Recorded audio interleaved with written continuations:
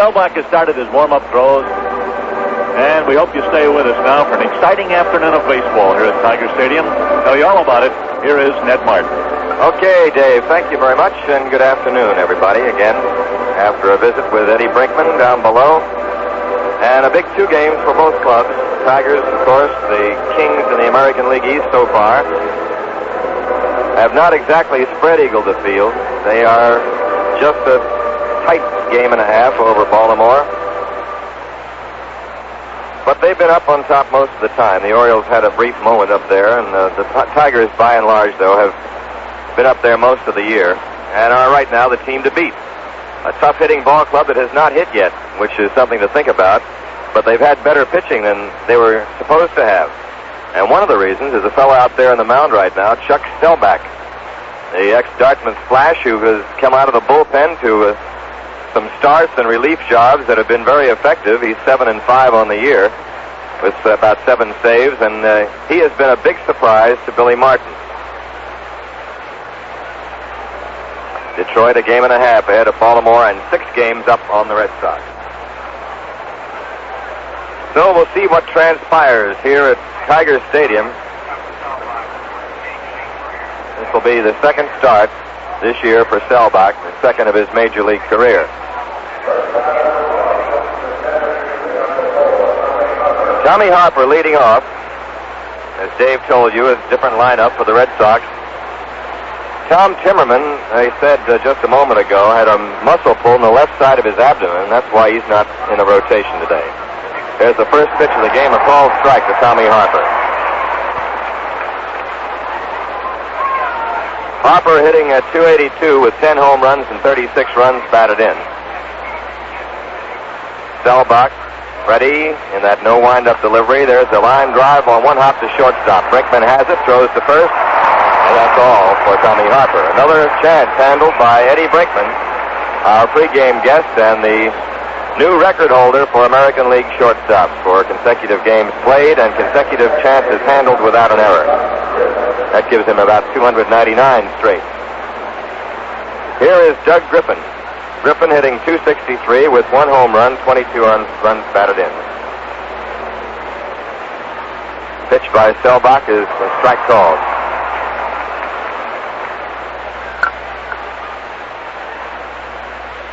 Nothing in 1 to Griffin. There's a foul carved back into the seat behind home plate. Got past the screen. So the count is 0-2 to Doug.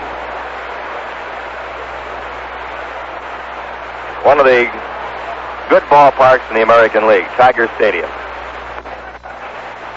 Here's the pitch. Ground chopper towards second. Charged by McAuliffe. Hurries his throw in time. 2 down. Dick McAuliffe, the second baseman, making the play. He and Brinkman are around the second base bag as the Keystone pair. Aurelio Rodriguez at third. Norm Cash at first. Jim Northrup is playing right field. Al Kaline came back into action recently and then pulled another muscle, so he's back out of activity temporarily. Northrup's in right, Stanley's in center, and Gates Brown playing left. Here's Yastrzemski. Farrell takes the pitch outside, ball 1. Yaz in the throes of his second big hitting slump of the year. He's had 5 hits in his last 49 times up. 2 for 17 in the New York series. Chops one foul off to the right. Carl is hitting .269. He has 1 home run and 26 runs batted in. This has always been one of his favorite ballparks. It's 325 down the right field line in the lower deck, but 315 to the upper deck, which is a 10-foot overhang out there. And that's the porch that Norm Cash and those boys like. Here's the pitch. Yaz hits one high in the air to left center. Gates Brown coming over, popping the glove, waits long and looks up and has it. Red Sox go in order in the first inning. Nothing across, and after a half inning, the Red Sox nothing, the Tigers coming up. Zare has the next minute to try to convince you to do something for your own good. The people at Zare want you to come into any Zare store and look around. Check out the 101 departments. Compare prices that you've been paying for name brands with what Zare is charging. Look at the health and beauty aids, for instance. You'll find more than significant savings on the same items you've been buying elsewhere. Go through the automotive department. Find out why Zare believes you can take very good care of your car for less money. Try the housewares department or appliances. The point is simply this. You won't be able to miss the fact that Zare gives you high quality at low prices on everything from fashions to fans, from shoes to shampoos, from wrenches to wristwatches. Come see for yourself and come save for yourself at Zare, the discount department store. Open from 10 a.m. to 10 p.m. Monday through Saturday.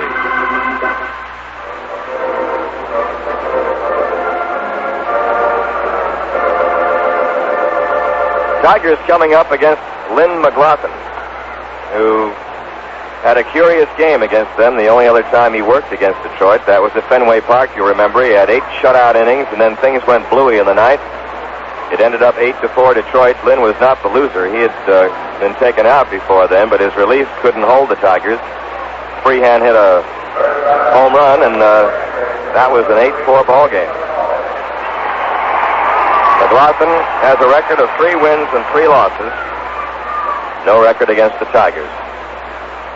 No decisions, anyway. Dick McAuliffe, the second baseman, leading off with a .231 batting mark. 5 home runs, 20 runs batted in. Reggie Smith is selecting his pair of sunglasses. Several different kinds that they use, and he getting the sunglasses from the bat boys, trots it out in the big box. Sun Field, right at this point, is right field. Dick McAuliffe, that strange batting stance, in from the left side. Chokes up on the bat, leans on that rear foot, cocks the bat, and takes the ball. 1-0 to McAuliffe. He'll be followed by Aurelio Rodriguez, and then Gates Brown. Pitch. Low and outside. 2-0.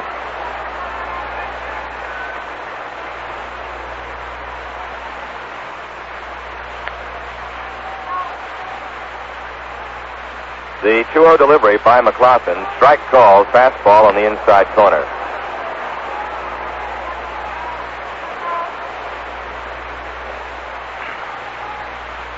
Carl Yastrzemski playing first base today.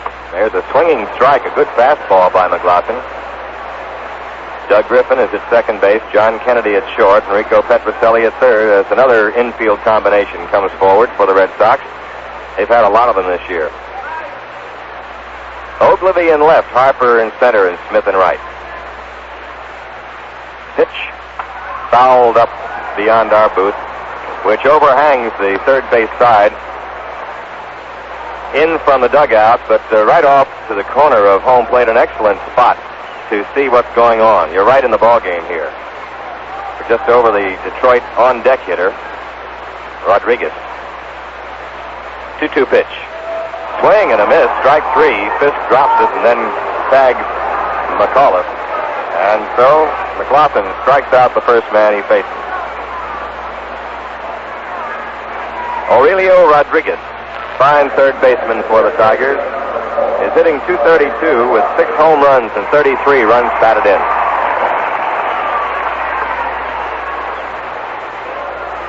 Little off his usual power mark and batting mark. An excellent third baseman. There's a fastball in there for a called strike. Gates Brown on deck.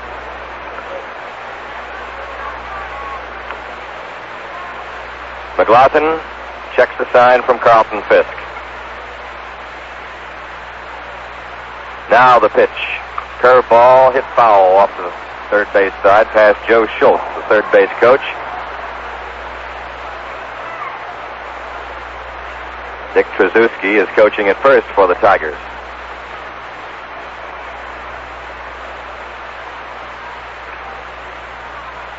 McLaughlin gets his sign. Count is 2 strikes to Rodriguez, the right-handed batter. Swings, misses, strike 3. Tried to check up, but could not. And Rodriguez is out on a good fastball. And McLaughlin is throwing heat early. Gates Brown up.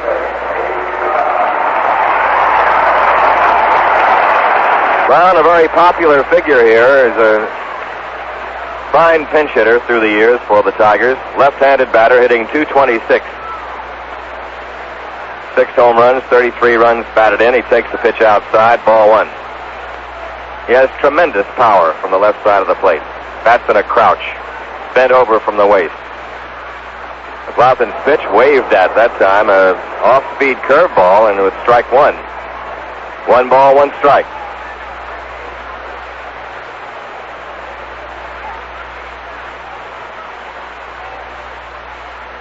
The 1-1 delivery. Fastball just inside, ball 2, 2-1.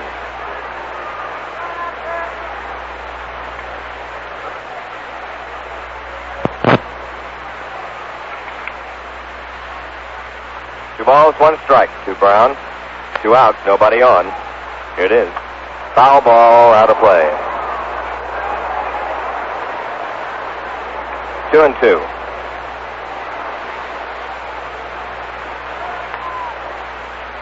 Win a Mount Snow summer vacation in the clean, green mountains of Vermont. See your Chrysler Plymouth dealer for details.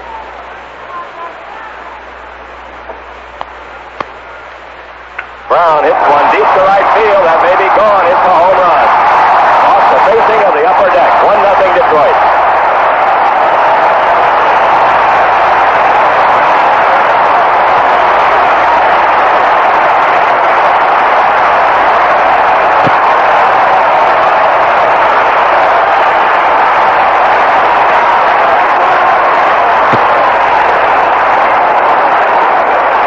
As has been happening to the Red Sox lately, the opposition has gotten a quick lead. That ball jumped out of here. Lynn McLaughlin is now getting the facts of life of pitching in Tiger Stadium to strong left-handed hitters. That ball took about a second and a half to hit the facing of the upper deck in right.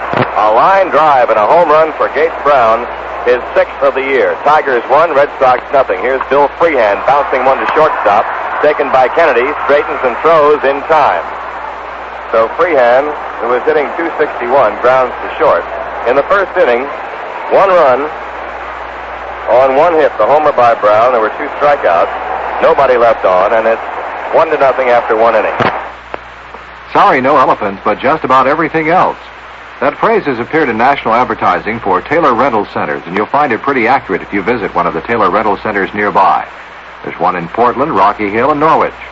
When you take advantage of all the tools and power equipment at your nearby Taylor Rental Center, lawn and garden work is so much easier. Taylor has tillers, hedge trimmers, brush cutters, spreaders, lawn aerators, renovators, rollers, and mowers. To get the job done faster and better, visit your nearby Taylor Rental Center.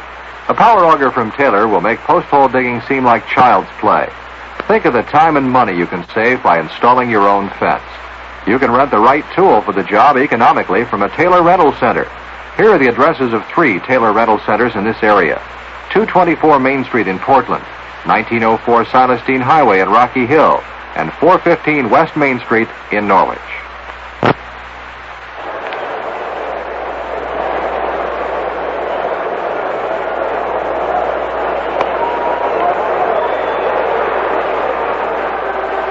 One nothing, the Tigers lead as we go to the top of the second.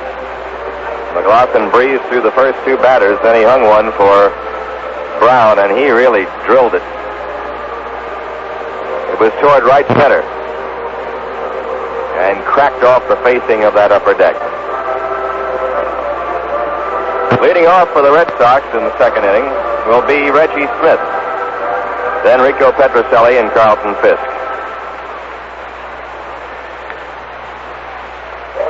Smith is hitting .261 with 11 home runs and 40 runs batted in.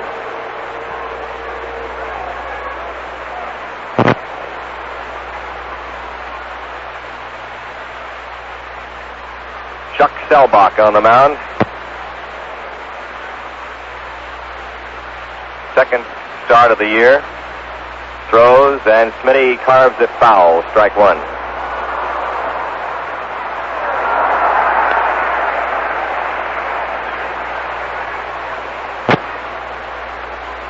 Reggie Smith has gone 3 hits and 15 times at bat against the Tigers staff this year.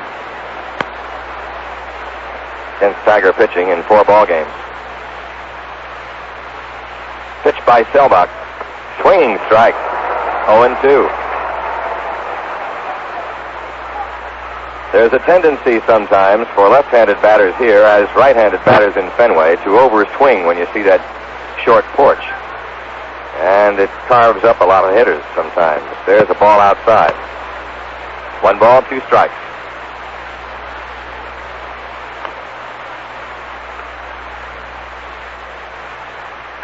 One-two count to Smith. Selbach kicks and throws, and it misses inside. Ball 2, 2-2. Rico Petrocelli on deck.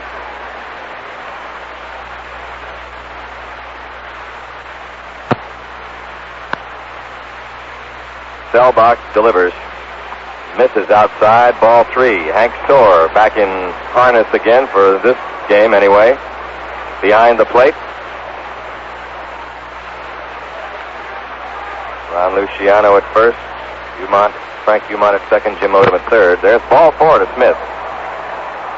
Reggie walks to start the second inning.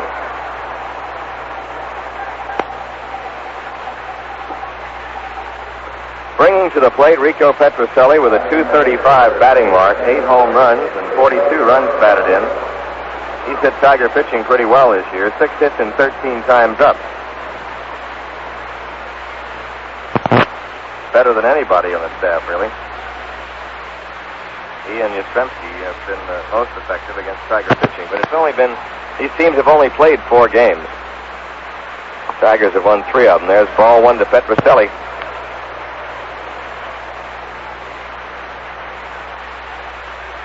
Red Sox have lost both their games here.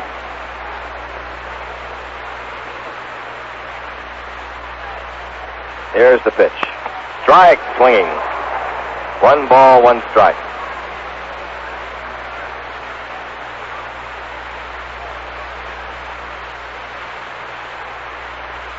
Smith at first base, nobody out. Tigers leading 1-0 in the second. Smith gets back to first as Selbach goes over there. Norm Cash holding the bag against Reggie. 4-step lead for Smith. Here's the set on the pitch to Rico. It's low and away.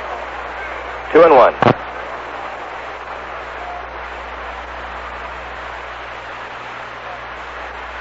Nice hot day in Detroit. Not blistering, but warm. Good day for baseball. The sun has gone in right now. Throw to first again, and Smith gets back.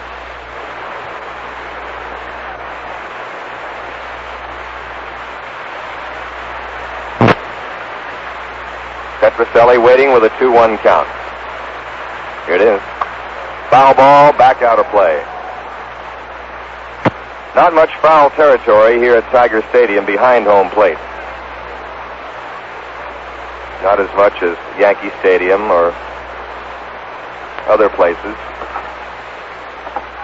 Oakland. And the foul area down toward left field gets very narrow, and right field toward the bullpen areas. There's a fastball inside, ball 3. So it's 3-2 to Petrocelli. Full count to Rico. Smith at first base, nobody out. Carlton Fisk on deck. Here's the set by Selbach. Here it is. There goes Smith. It's ball 4. Petrocelli walks. 2 straight walks given the Red Sox. Nobody out. Fisk coming up with a .312 batting mark. He has 16 home runs, 37 RBIs. It was his 16th homer yesterday that averted a shutout in Yankee Stadium. He's hit in 26 of his last 31 games. In only 5 games out of a month, just about a month of playing, has he been shut out. Over those 31 games, he has hit at a .380 clip. So Fisk is in there, batting against Selbach. Selbach, who went to school at Dartmouth in the state of New Hampshire, where Fisk now lives. or is from, or resides. He has an apartment North Shore during the summer now. Pitch is high to Carlton, ball one.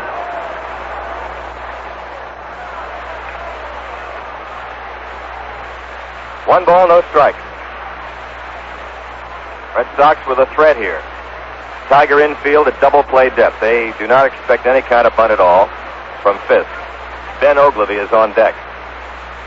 The pitch, strike call. One ball, one strike. Looks as though the take were on that time. 1-1.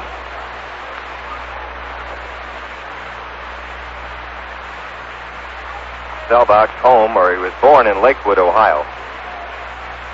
Right-hander throws, and there's a ground ball into left field. Base hit. Reggie Smith gets a late start, but he's going to come on to score. Petrocelli goes to second. It's 1-1 as Fisk drives in a run. A ground ball single into the hole. Reggie Smith had started as if to lengthen his lead toward third. Then the ground ball went in front of him, and he held for a moment to make sure that Brinkman didn't get it. He had to go anyway because he was going to be forced. So he held in the between second and third, and then dug for third and scored easily. Billy Martin is coming out now. He's going to talk to Selbach. Fisk gets his 38th run batted in, and this game is tied up 1-1. Runners at first and second. No activity as yet from the Tiger bullpen down in left. Martin talking to his battery of Freehand and Selbach, and now Eddie Brinkman comes over. 2 walks and a single have tied the game up.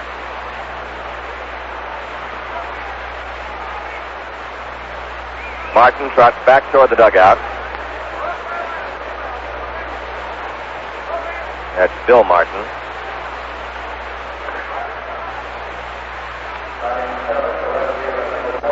Ben Ogilvy is the batter. Ogilvy is hitting .261. 5 homers, 12 runs batted in. Slim but wiry, strong, left-handed hitter. Line drive hitter. Pitched by Selbach. Strike called inside corner at the letters.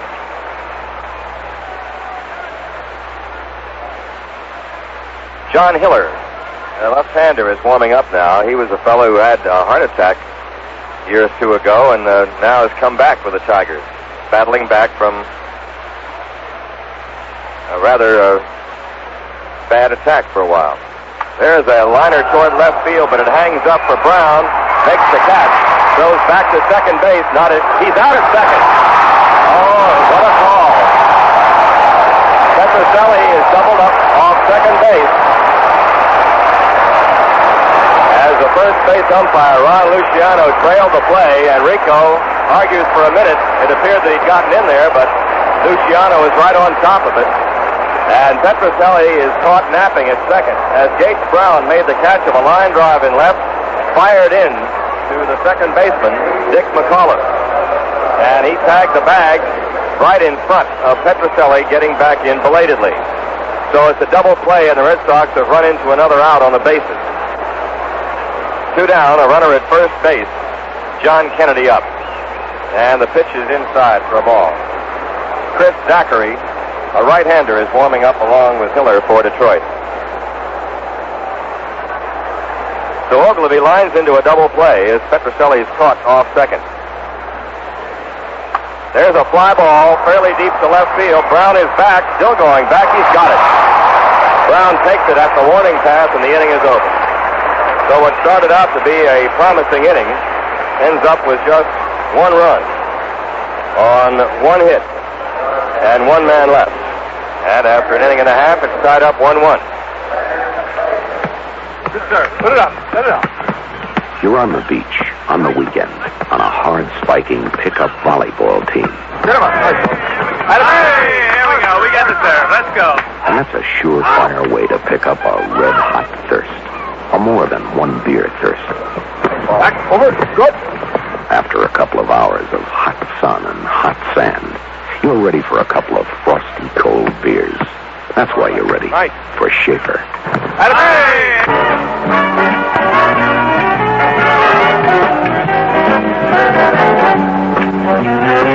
Every glass of Schaefer brings you flavor that never fades. Pleasure that goes right on being first beer, crisp and bright. First glass to last. So, set yourself up to a couple of frosty cold Schaefers. Brother, you've got it coming. Schaefer is the one beer to have when you're having more than one.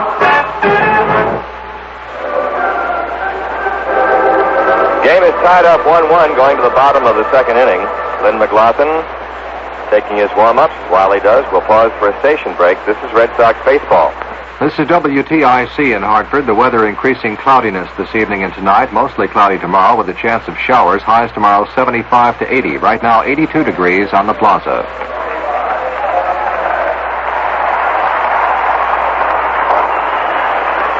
Norm Cash is first up against McLaughlin in the Tigers' second. Cash hitting .254, 20 home runs, 47 runs batted in. Another good year for Norm. Takes the ball.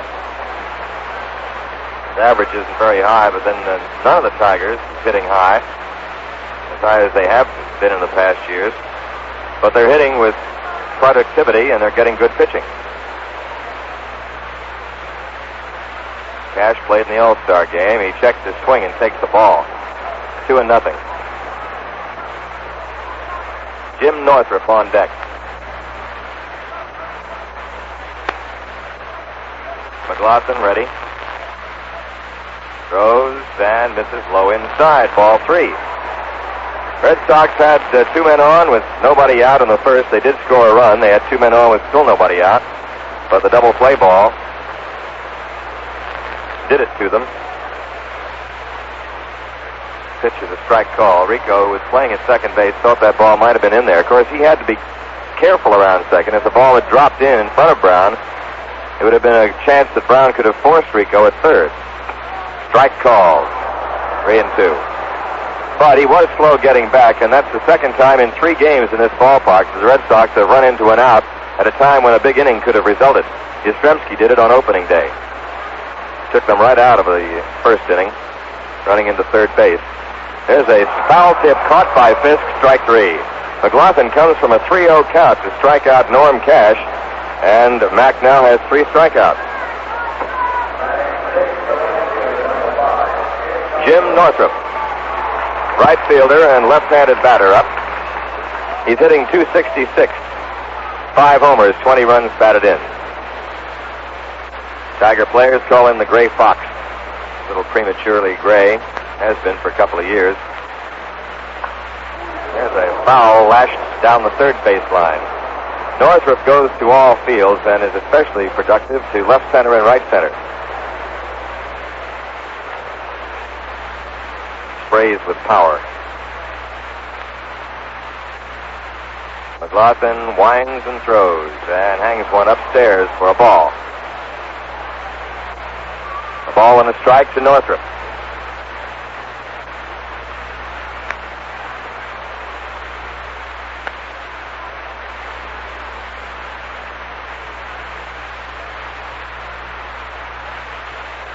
Lynn McLaughlin ready. His pitch is bunted at and fouled. Fouls it to the on-deck hitter, Stanley. Northrup trying to bunt his way on as Petroselli is deep and over towards short. Playing Northrup, a left-handed batter, over a little bit. Not expecting him to bunt at all.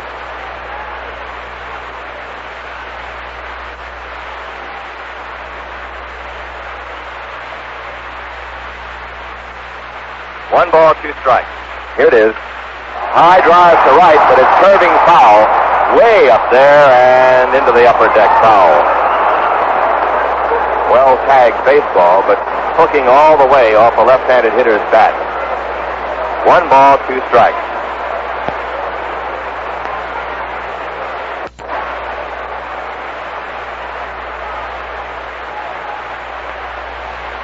Pitch. Ball inside. 2-2 to Northrup.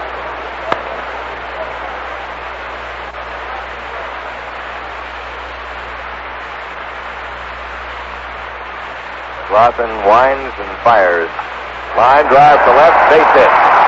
Covered by Ben Ogilvie. Northrup is going to take the turn and hold as Ogilvie fires in back to first base.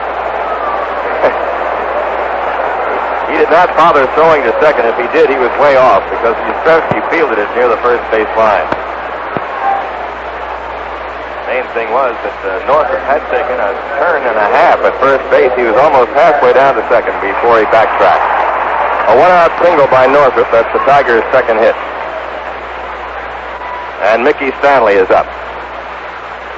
Stanley hitting .215 with 9 home runs and 33 runs batted in. Takes the strike.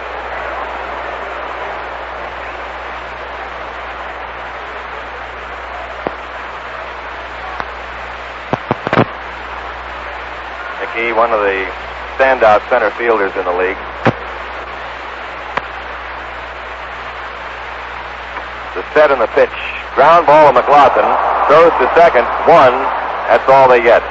It was a low throw to Doug Griffin, who backhanded it about a foot off the ground and saw that he had no play at first. So a fielder's choice for Stanley. Play goes 1-4 on Northrop. 2 down. Runner at first and Eddie Brinkman up. Brinkman's batting only .197 right now. 3 homers and 29 runs batted in, but he has been doing everything in the field. New record holder in the American League for consecutive games played without an error for shortstops and consecutive chances handled by shortstops without an error.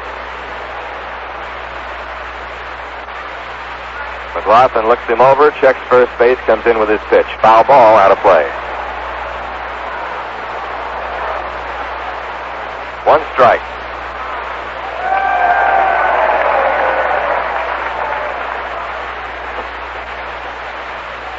One strike.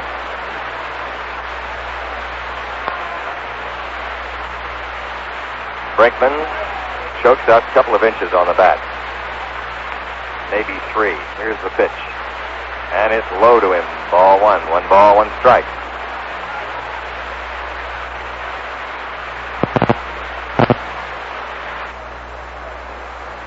One count to Eddie.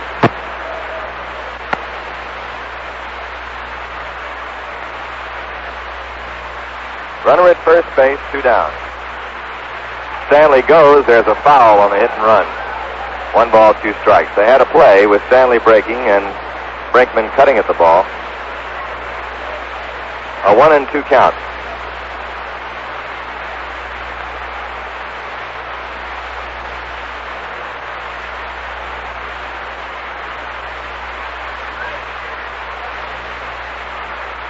Tigers 1, Red Sox 1. And this is the bottom of inning number 2. McLaughlin fires, and it misses low. Ball 2, 2-2.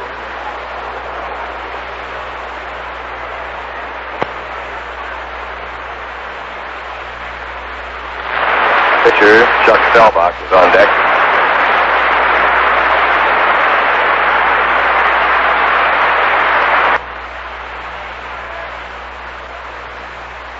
Long look by McLaughlin. Delivers and misses high and inside. Ball 3. There, the discount department store. Happy to be bringing you baseball again this year. There, where you and your family can save money all season long. Yastrzemski holds against Stanley at first base. The pitch, there goes Stanley. Line drive to left field. It is down toward the corner. It's going to be in there. Base hit, bouncing against the wall on 1 hop. Stanley will score. It'll be a double for Brinkman. Tigers lead 2-1.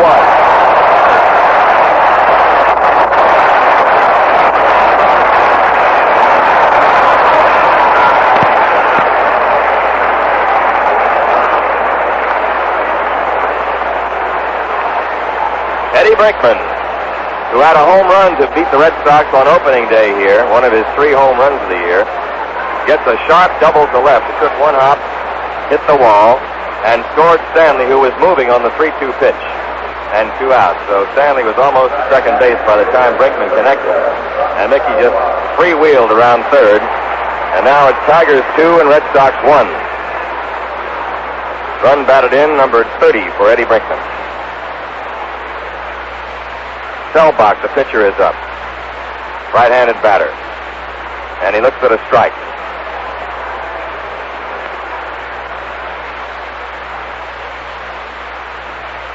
Tigers regain the lead, 2-1. Brinkman in scoring position. The count and the pitch is a little high to Selbach. The count now 1 ball, 1 strike.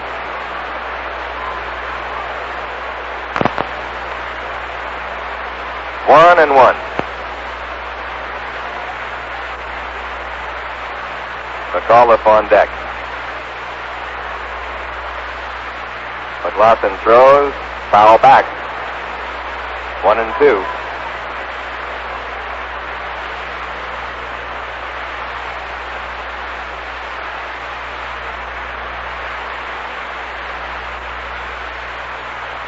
Outfield shallow in center and right. Those will be rather deep and left for a pitcher up there. Foul, tipped, strike 3. Held by Fisk, and that's all. 4 strikeouts for McLaughlin, but in the second inning, the Tigers get another run. There were 2 hits, and they leave 1. And after 2 innings of play, it's Tigers 2, Red Sox 1. You know how it is with vacations. You look at travel ads, you dream a little, you save a little, and then you go and spend the money on something foolish, like groceries. Well, probably all you need to take that vacation you really want is a little push, like a little cash to make it possible.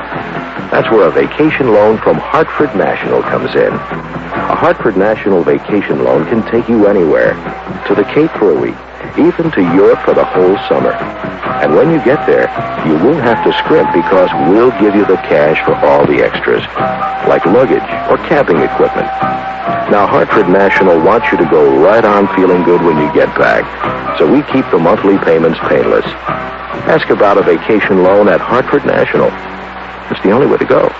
We're with you all the way. Hartford National Bank. We're with you all the way.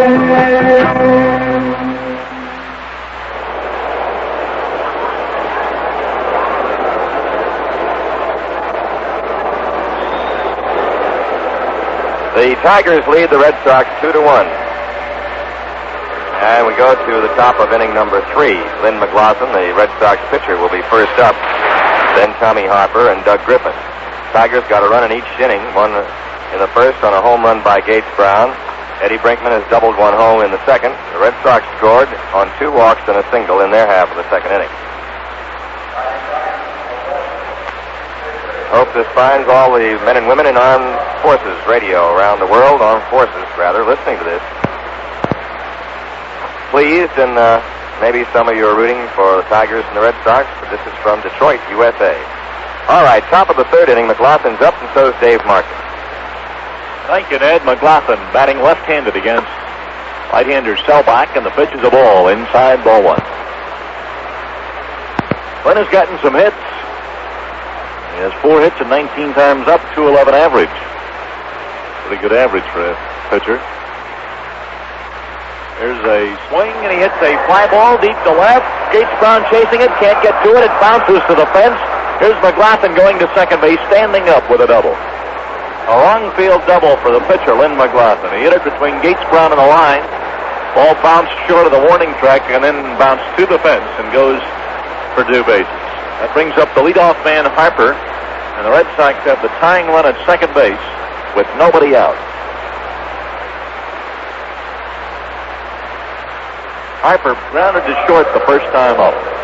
2-1, Tigers lead. We're in the top of the third at Detroit. Len McLaughlin helped his own cause with a solid base hit, 2 base hits. He's on second base. Stretched by Selbach, the pitch. He punts it out in front of the plate. Selbach picks it up, throws it to first. He's out. He got the batter, and on the play, McLaughlin goes to third base. It'll be a sacrifice for Harper. That brings up the second baseman, Griffin. The bunt was to the left of the mound, actually. And the pitcher, Selbach, had to come off the mound quite a ways to pick it up, but he was then only a few feet away from first base, had an easy throw to first to get the batter, Tommy Harper. Here's Doug Griffin. Now a man is on third base for the Red Sox with only one out. Infield comes in now, playing about 3 steps from the edge of the grass. Here's a line drive and a left base hit. That's going to score the run and maybe a 2-bagger. Up with the ball is Gates Brown. Throw to second base. He is safe on a close play at second base. Gates Brown to Dick McAuliffe, and the second base umpire, Frank Humont, called him safe. Doug Griffin just did slide in ahead of that throw. Just made it. Ball was hit right over the third baseman's head down the line. Gates Brown hustled over and came up with that ball in a hurry and made a good throw to second base. Griffin slid in ahead of it. So it's tied up now at 2-2. A double and run batted in for Griffin. And it rings up Carl Yastrzemski.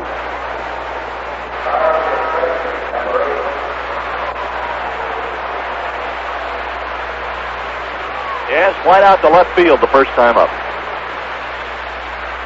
Red Sox have now made 3 hits, 2 in this inning. Both of them doubles in this inning. Here's a ball outside. No, he calls it a strike, pardon me.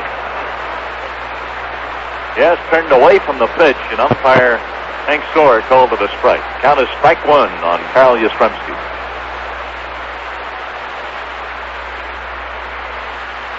Yes, playing first base today, in place of Danny Cater, who sprained his ankle on a dugout step in New York yesterday. Here's the ball. It's low and close.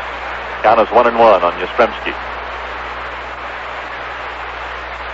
Griffin at second base. Billy Martin has John Hiller, a left-hander, up in the bullpen. Second time he's been up.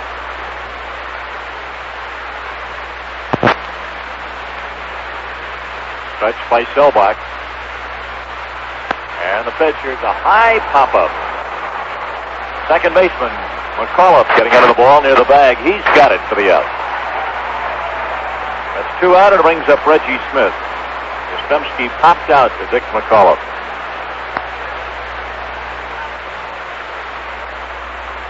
Reggie drew a walk the first time up. This is only the second start for Selbach this season. Used in relief, and he has 7 saves in addition to 7 victories. He's been involved in 14 winning games. He's lost 5. His ERA 2.90. He's been in 35 games altogether. Pitch to Reggie, a swing and a foul. Back up on the screen, strike 1. Selbach had very little time in the minor leagues before he was promoted to the majors. Had a 12-2 record with Toledo last year with an ERA of 3.59. Came up to the Tigers last year, got into 5 games, had no record. There's a ground ball. McAuliffe to his left, up with it. Throw to first, he's out. McAuliffe to Cash to retire the side. 1 run and 2 hits, 1 man left. That's the end of the top of the third. The score tied up. Tigers 2 and Red Sox 2. There's just gotta be more joy for the world to see, more joy for you and me. There's gotta be joy, joy, joy coming through for you and me. There's just gotta be joy with partner and glamour. Joy to you during your quest to from a dealer's final clearance. For you and me. Joy, joy, joy. Gotta be for you and me. Joy, joy, joy. For you and me. Oh, joy, joy, joy. For you and me.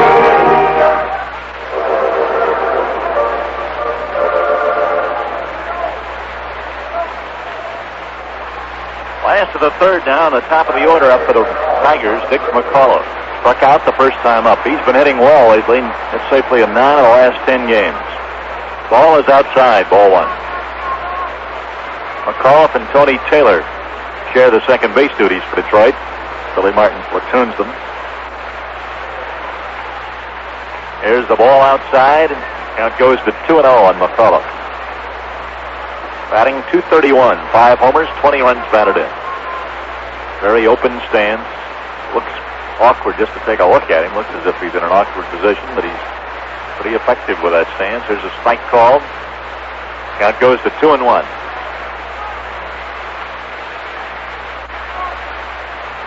This game tied at 2-2 in the third inning. Here's the lineup of the pitch. Strike called to the outside corner. Fastball by McLaughlin. Makes it 2-2. McLaughlin throws fastball, slider, curveball, and a straight change.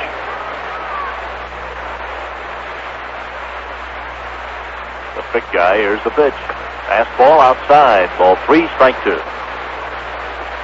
Wins 6-2 and 185.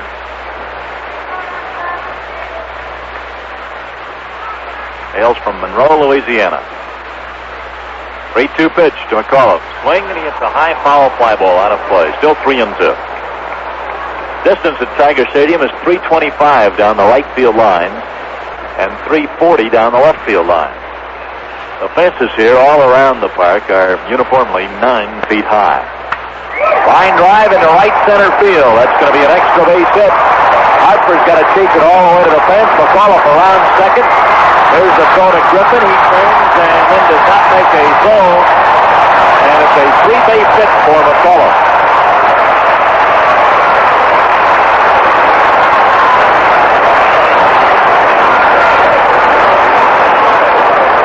Dick McAuliffe found the alley with that line drive, hit it squarely between Harper and Smith into right center field, and it was hit very hard. Nobody had a chance to cut it off. Harper chased it all the way to the fence out there. And by the time he ran it down, McAuliffe had a 3-base hit.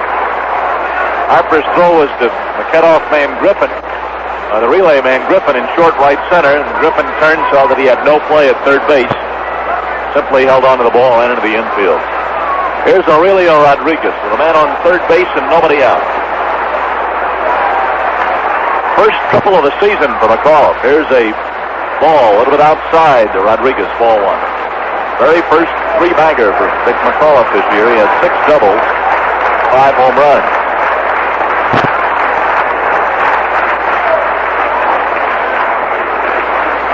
Count is ball 1 on Rodriguez.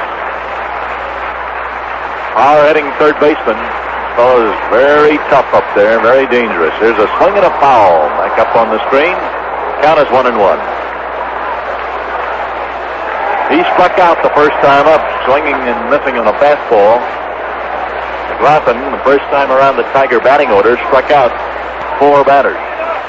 McAuliffe, Rodriguez, Cash, and the pitcher, Selbach. The infield about halfway in. Early in the ball game yet, well, only in the third inning. Here's the lineup of the pitch. He changed up and he fooled him with that pitch. Rodriguez around ahead of the pitch and missed it. Swing and miss, ball 1, strike 2.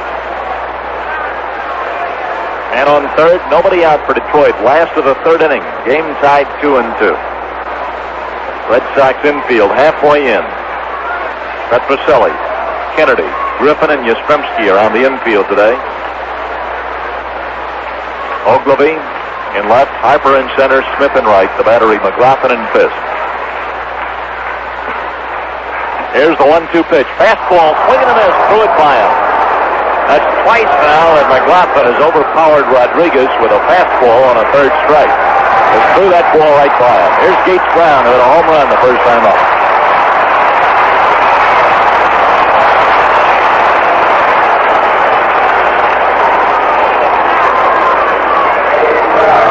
Gates Brown, a power-hitting left-hand hitter, hit one off the facing of the upper deck for a home run. First time up in the first inning. Right after McAuliffe and Rodriguez had both struck out against McLaughlin.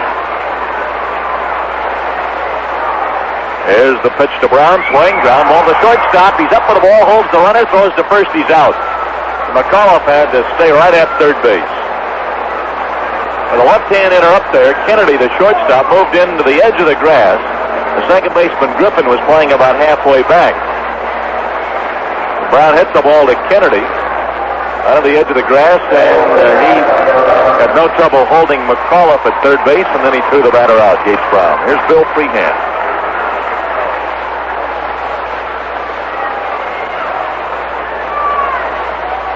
Freehan grounded to short the first time up. Now with 2 out, the Red Sox infield playing back in their normal positions. Pitch to Freehan is a ball inside. He ducked away from it, ball 1. Still hitting .261. He was the starting catcher in the All-Star game.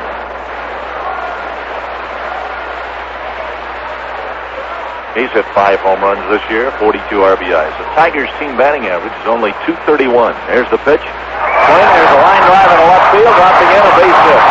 Ogilvy has it on the first bounce, but it scores the run, and the Tigers lead now 3-2.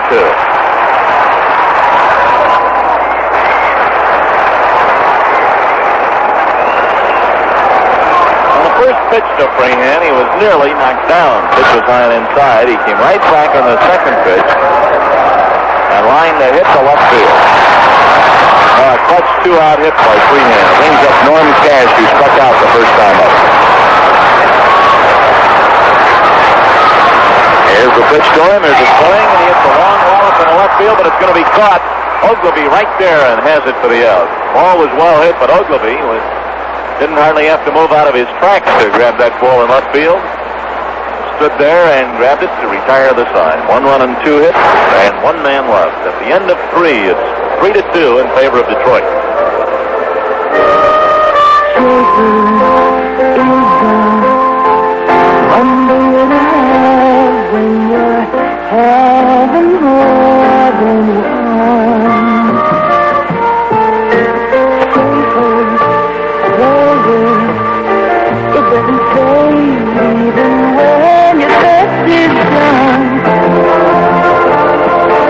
Say, if you're a beer drinker, you know there's nothing worse than getting caught with a full thirst in an empty refrigerator. Well, don't get caught short. Buy Schaefer beer by the case, just in case. And see to it that you've got enough bright, rewarding Schaefer to see you through. With pleasure that keeps coming through, beer after frosty cold beer. Brother, you've got it coming.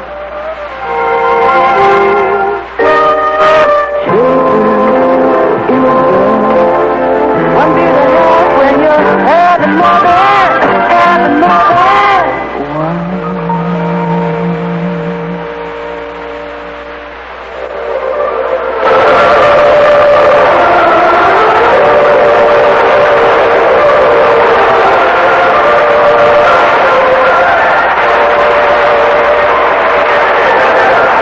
Fourth inning now here at Tiger Stadium in Detroit, Michigan. A beautiful Sunday afternoon for baseball. We hope you're enjoying the action wherever you are and whatever you're doing today. I'm Dave Martin with Ned Martin in Detroit. Here's Rico Petrocelli now to start the Red Sox 4th inning. He drew a walk the first time up. First pitch by Selbach is the ball. It's low, ball 1. Timmerman was supposed to start this first game, but he pulled a muscle in his side. Selbach got the starting call. Selbach was the original choice to start the second game today. He winds up starting the first game. Here's a strike call. Second game pitcher will now be Joe Niekro, called up from Toledo just last night. Louis Tiant will pitch for the Red Sox in game 2. Here's the ball. It's low to make it 2-1 to Petrocelli. Rico had only 1 hit in the Yankee series and 10 times up. That was his first series after the operation. Here's a swing and a ground ball to the third baseman. Fair ball. Rodriguez throws. He's out. Just did get him. Slow bouncing ball right near the line, and Rodriguez backhanded the ball behind the bag at third. Made a long throw and just did get Petrocelli for the out. Rico had an infected sty removed from his eye during the All-Star break. Missed the Thursday night game in New York, but has played in every game since. Here is Pudge Fisk now, the catcher. He relieved Freehan in the All-Star game catching and came through with a hit. Fisk was 4 for 11 against the Yankees and is 1 for 1 so far today. 5 hits in his last 12 times up. Batting .312, right up among the American League leaders in hitting. Pitch to him is a ball, outside ball 1. Fisk having a great rookie year.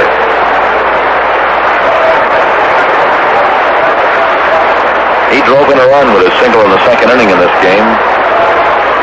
Griffin drove in the second Red Sox run with a double in the third. Score of the game is 3-2. The Tigers lead. The pitch. It's a strike called. Fastball on the outside corner. Count is ball one, strike one. New York playing at Baltimore today. It's a late afternoon game at Baltimore in a single game. The Orioles rallied yesterday to beat the Cleveland Indians 4-3 in 11 innings. They won that game on a home run by Brooks Robinson in the 11th. Indians won the first 2 games of that series. Swinging a foul. He fouled it back to the plate, and it hit the facing in the upper deck. Ball one, strike two now is the count on pitch. This is an historic ballpark. It's painted green. There's a good hitting background here for the players. It's painted a dark green, the entire park. Here's a swing, and he hits a high fly ball, short left center field. Brown coming in fast, and Brinkman dropped the ball, had it in his glove and dropped it. Here's Fisk on second base. Brinkman ran out there in the short left field, had his back to the infield, and had he caught the ball, it would have been a very, very difficult play. He did have the ball in his glove, but he dropped it, and it goes as a 2-base hit. Now we'll pause for station identification. This is Red Sox baseball. The New York Giants meet their old NFL rival, the Pittsburgh Steelers, in a preseason encounter this Saturday night at 8 here on WTIC Hartford.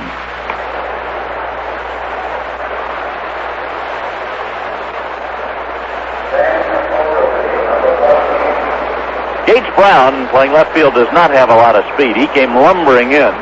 Brinkman, the shortstop, was going out. And Brinkman got the closest to it, tried to make a back-to-the-infield catch of the ball. Hot fly hit by Fisk, but could not hold on. Pitch now to Ogilvy is a strike call in the outside corner, strike one. Ben Ogilvy, rookie left fielder. The Red Sox batting .261, having a good year. He's been especially effective as a pinch hitter.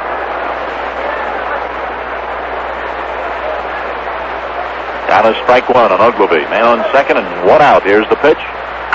Swing, line drive, and right center field. Another hit. Fisk will score. He's around third and scores easily. Pick up by Stanley. Throw to second base, and in standing up is Ogilvy. They double to right center. That ball on a power alley. Stanley chased it down, came up for the ball right near the warning track. And Ogilvy has a stand-up double. Back-to-back doubles have produced a run, and that ties the game at 3-3. Brings up John Kennedy. Both these teams holding that ball today, and now the team totals are identical. 3 runs, 5 hits, no errors for both the Tigers and the Red Sox.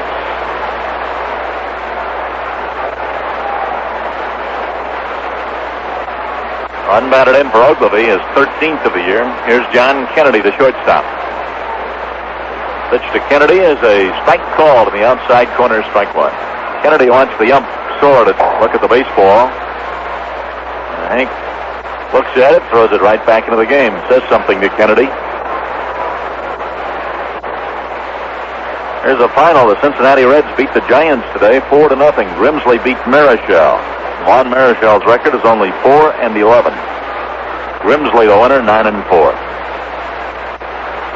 Got a strike one on Kennedy. The pitch, swing, ground ball through the box. Behind second is Brinkman. Pick up throw. He's out. And on the play, Ogilvy goes to third base. It's not a sharply hit ball. Was hit a little bit to the right of the mound. Brinkman made the pickup near second base and threw Kennedy out. Ogilvy moves to third base, and the hitter now is Lynn McLaughlin.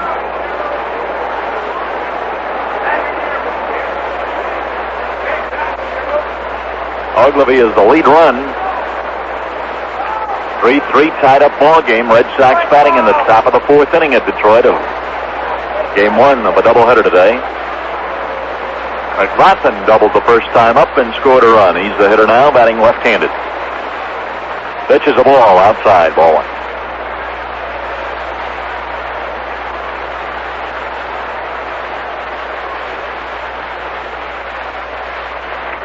Joe Coleman, I believe, is loosening up now in the bullpen. The Tigers. Here's the pitch, and it's Inside and low for a ball. The count is 2-0. Joe Coleman, a starting pitcher, is warming up. Now the second baseman McAuliffe comes in, talks to the pitcher Selbach, and Hank Soar brushes off the plate. The season started, it appeared as if the Tigers had only two legitimate starting pitchers, Lolich and Coleman. But they've been getting some good work out of Timmerman, who was a relief pitcher last year. And recently Bill Slayback has pitched well. There's a spike called. Count is ball 2, strike 1. Pitch was on the inside corner, waist high.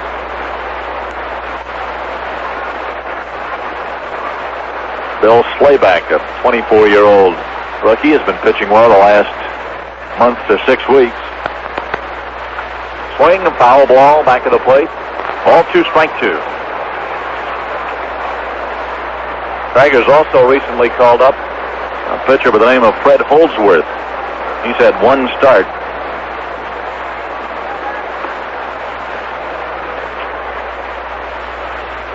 A 2-2 count here on McLaughlin.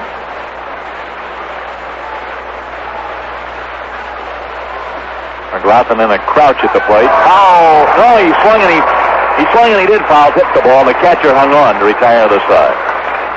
Freehan hung on to the ball, so McLaughlin is out on strikes. 1 run and 2 hits, 1 man left. And the score now at the middle of the 4th inning is tied up at 3-3.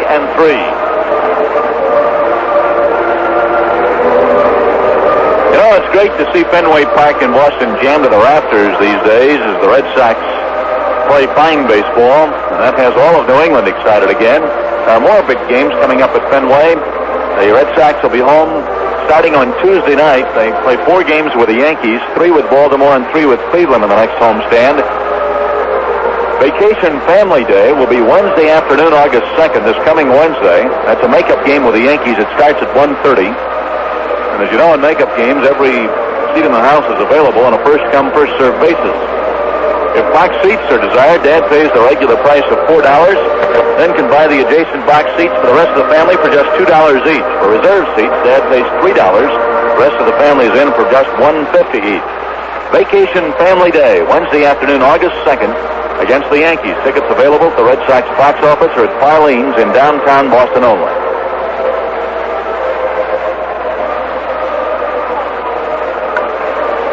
Now we move to the last of the 4th inning at Tiger Stadium in Detroit. Red Sox have scored 1 run in each of the 2nd, 3rd, and 4th innings.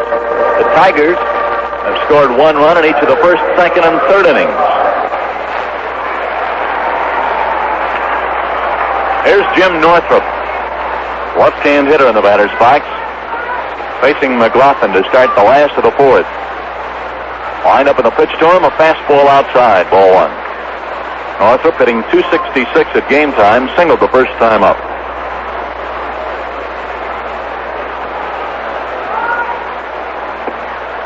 Outside makes it ball 2, 2-0 on Northrup.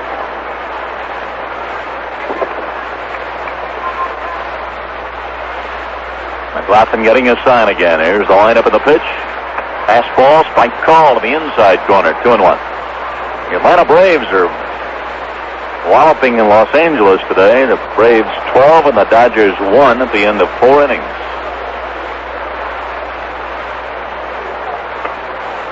Outside, just missed outside, ball 3, strike 1 on Northrup. Stanley will be next, and then Brinkman here for the Tigers in the 4th. Now the lineup of the next pitch. It's a ball he walked in. Northrup took ball 4 inside.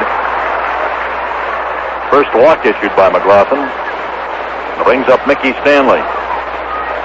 McLaughlin has the best earned run average of any Red Sox starting pitcher, 2.65.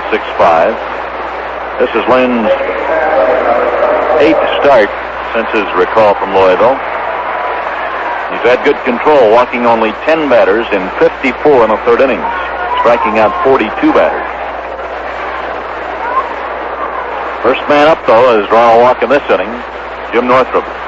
Stanley bounced into a force play the first time up. There's a ball outside, ball 1.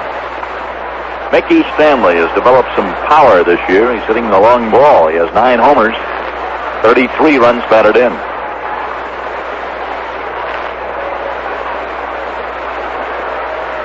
Center fielder. Stretch by McLaughlin. Pitch. It's a strike. It's called in the outside corner. Makes it 1-1. Well, if it's hot where you are, why don't you head out to your refrigerator right now for a tall, cold glass of Schaefer, the one beer to have when you're having more than one. Here's the pitch, and a ground ball to short. In comes Kennedy. Throw to second out. Throw to first. He is out. Double play. Kennedy to Griffin to Yastrzemski. Good play. A high bouncer. Kennedy came in on it a little bit, made the pickup, and got that throw to Griffin, who made the pivot and fired to first in time. Here's Brinkman. 2 out and nobody on.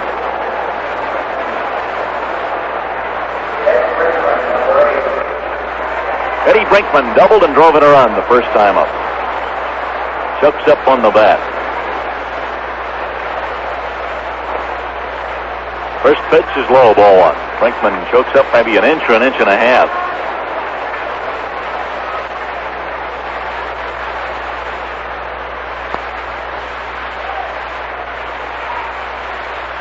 Line up at the next pitch. Hits the spike. Knee high on the outside corner. Makes it 1-1. Tiger pitching coach is Art Fowler. First base coach is Dick Trzaskowski. Third base coach is Joe Schultz. Ground ball to short. Kennedy makes the pickup. Throw to first. He's out to retire the side. No runs, no hits, no errors. Nobody left. 1 walk in the inning. First time the Tigers haven't scored. So now at the end of 4 innings, it's 3-3, all tied up.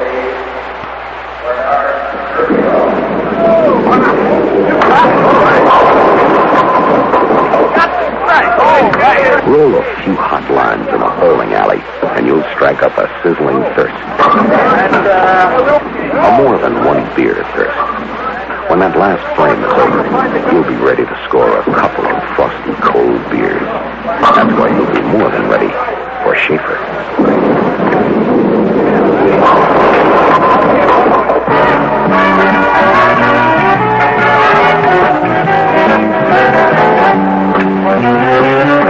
Schaefer comes on crisp and cold with flavor to spare. Flavor that never fades. So set yourself up to first beer pleasure every beer through. Brother, you've got it coming. Schaefer is the one beer to have when you're having more than one.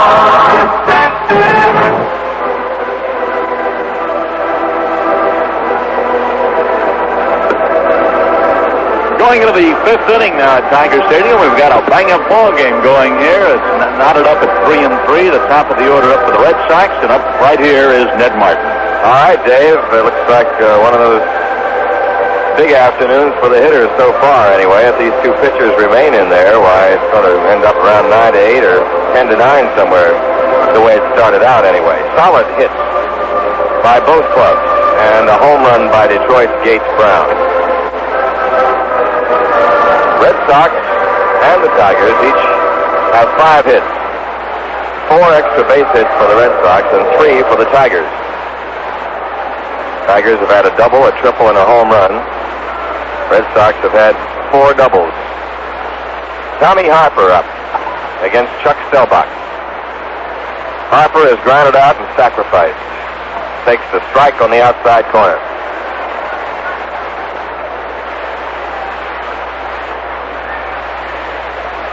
Big crowd at Tiger Stadium. The pitch by the right-hander is outside to Tommy. Ball 1. 1 ball, 1 strike.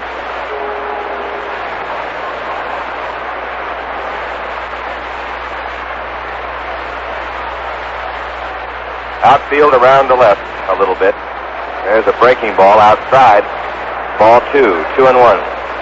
Doug Griffin on deck. Danny Cater unable to play today. Sprained his ankle yesterday at Yankee Stadium. In the dugout.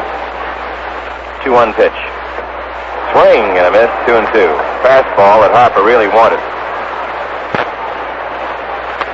Just as Cater was really hitting, he led the ball club in the Yankees series with 6 hits and 14 trips. He got his average up to 240. Now he's down with a sprained ankle. There's a ball inside to Harper. 3-2 to Tom.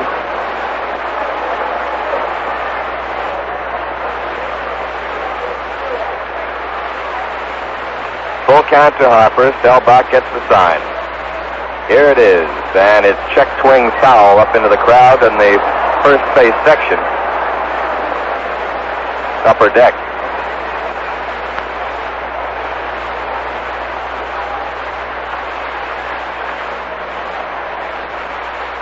Three balls, 2 strikes.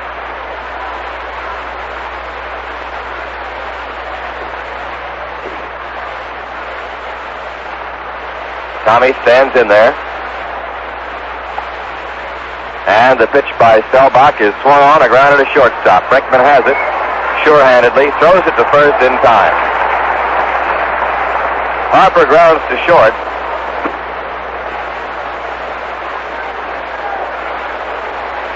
Three chances for Brinkman in this ball game. 3 assists handled. So he's over 300 consecutive chances without an error. One did pop out of his glove, but it went for a double, a pop fly double by Carlton Fisk. On a very difficult chance for Brinkman, there could be no error charge there. Griffin pops a foul back into the right field sector, chased by Norm Cash. McAuliffe over, and Cash has it, going away. Fine catch by Norman Cash. Oh, there was a beauty. That's a hard catch for a first baseman to make. But Norm, who started out as years ago as what some of the guys call the butcher at first base, has really improved his fielding to where he's more than acceptable. He made a going-away catch in that ball, like a football end or a wide receiver catching a pass in the end zone on a post pattern. He caught it right over his shoulder. Actually, McAuliffe had a better angle at it, but he wasn't there near the ball like Cash was, so it's 2 outs. Yastrzemski up, takes the strike. Ed, I don't see how he could have possibly caught that ball without having eyes right in the back of his head. I know it. Stuck the glove right out in front of him, as if he knew what he was doing all the time. Pitch Diaz is belted towards center field deep, but Stanley's there. A lot of room out there. That's all. That's the best ball that Yastrzemski has hit. But he's 0 for 3, and the Red Sox are down in order in the 5th inning. After 4.5, it's tied up 3-3. Zare, the discount department store, is happy to be part of your baseball listening this summer. And Zare would like to take the summer worries out of driving your car. That's why they've stocked their automotive department with Prestone 2 Winter-Summer Formula. Prestone 2 is once-a-year, all-year protection for your car's cooling system. All summer long, Prestone 2 fights against boilover, even in air-conditioned cars on the hottest days, in the heaviest traffic. And all winter, Prestone 2 fights against deadly freeze-ups, all the way down to minus 84 degrees. Prestone 2, it's the kind of good protection for your car that Zare believes in. So come, save for yourself on Prestone 2, on 10-minute radiator flush, on anti-rust, on heavy-duty sealer, on engine scour, on anything you need for your car. From 10 a.m. to 10 p.m. at Zare, the discount department store that believes in making summer easy for you.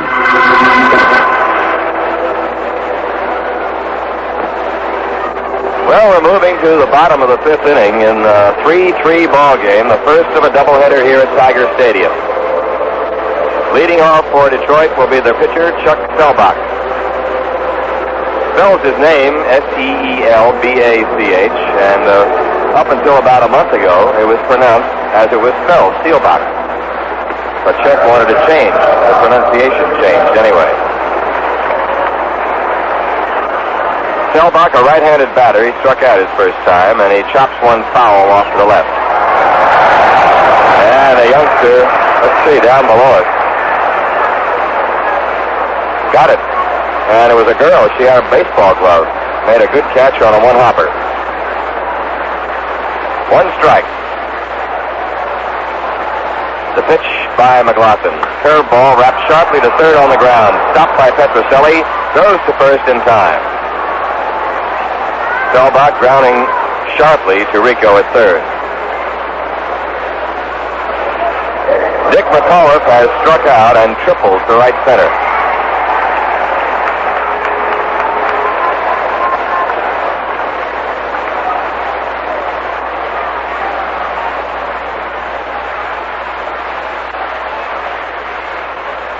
The wind-up by McLaughlin and the pitch, a strike called.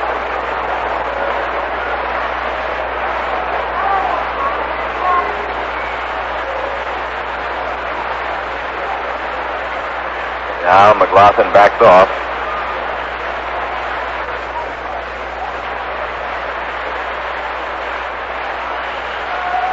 Right-hander throws, fastball up high. 1 ball, 1 strike. Red Sox will be home on Tuesday night against the Yankees. A day-nighter Wednesday, the day game, vacation family day. There's a pitch down low. 2-1. There'll be an afternoon game on Thursday, which is getaway for New York. Then the Orioles come in for the weekend, followed by the Cleveland Indians. Plenty of activity and a strong homestand for the Red Sox. 2-1 pitch, foul back. 2-2 to McAuliffe. The Milwaukee Brewers are leading the Cleveland Indians 2-1 at the end of 8 1/2. Scott is homered for the Brewers and McCraw for Cleveland. Well, beg your pardon. Now Cleveland has tied it up in the 9th on McCraw's home run. Tie game 2-2. Pitch is a strike 3 call. McAuliffe is out and no argument much. He looks a little bit awry at the plate umpire Hank Storr, but goes back without an argument. McAuliffe called out on strike. Second time he has struck out. 6 strikeouts for McLaughlin. That Milwaukee-Cleveland game is the first of a doubleheader. Chicago 0, Minnesota 1. As Harmon Killebrew has just homered in the 6th inning. Minnesota ahead of the White Sox 1-0. Wilbur Wood is pitching for Chicago. Rodriguez takes the ball. Texas at Oakland for a doubleheader. Kansas City at California in a night game this Sunday. Pitch, a little pop fly to second base. Doug Griffin one-hands it, looking sideways into the sun. And McLaughlin has a 1-2-3 inning for the first time this afternoon. He did have 3 batters in the 4th, but he walked one of them, and there's a double play after that. But he gets 3 batters in a row, and at the end of 5, it's still tied up 3-3. You know how it is with vacations. You look at travel ads, you dream a little, you save a little, and then you go and spend the money on something foolish, like groceries. Well, probably all you need to take that vacation you really want is a little push, like a little cash to make it possible. That's where a vacation loan from Hartford National comes in. A Hartford National vacation loan can take you anywhere, to the Cape for a week, even to Europe for the whole summer. And when you get there, you won't have to scrimp because we'll give you the cash for all the extras, like luggage or camping equipment. Now, Hartford National wants you to go right on feeling good when you get back, so we keep the monthly payments painless. Ask about a vacation loan at Hartford National. It's the only way to go. We're with you all the way. Hartford National Bank. We're with you all the way.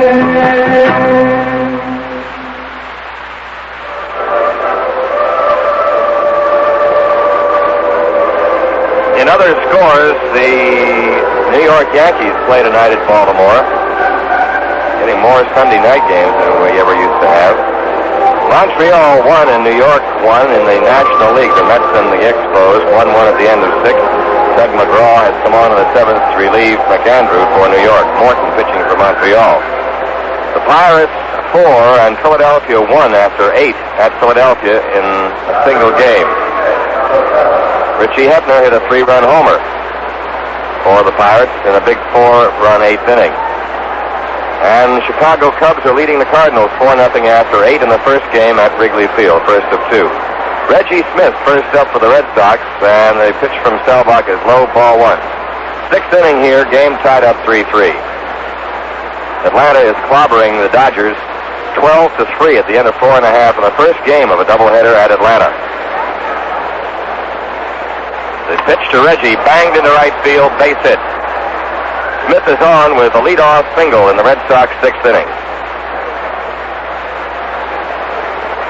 That's 6 hits now for Boston. Rico Petrocelli's up. He has walked and grounded out. He was a nice play made on him by Rodriguez on third base in the 4th inning. Final score in the National, Cincinnati shut out San Francisco 4-0 in the first of 2 at Cincinnati. Ross Grimsley beating Juan Marichal. San Diego 4, Houston 1 after 3.5 at Houston. First game. There's a liner to left for Petrocelli. Base hit. Harper stops at second. Rico chimes in with his first hit, as did Smith, and they're on with nobody out in the 6th inning. 7 hits for Boston now. And a hurry-up call to the bullpen for Detroit.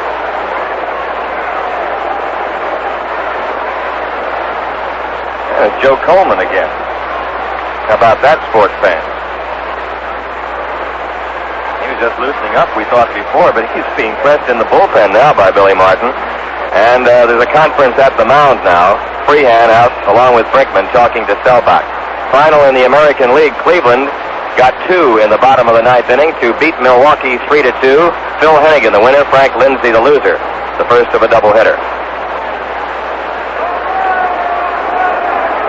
Billy Martin is walking now to the mound. They've stalled enough, but Coleman has just started the throw there. Martin doing a turnaround in this game. Timmerman was unable to start because of a pulled muscle in the left side of his abdomen. So he went ahead with his reliever, Selbach, as a starter. Now he's got a starter, Joe Coleman, warming up in the bullpen. And Martin and all of them are talking again at the mound to take more time up. Each team has 3 runs. The Red Sox now have 7 hits to 5 for Detroit.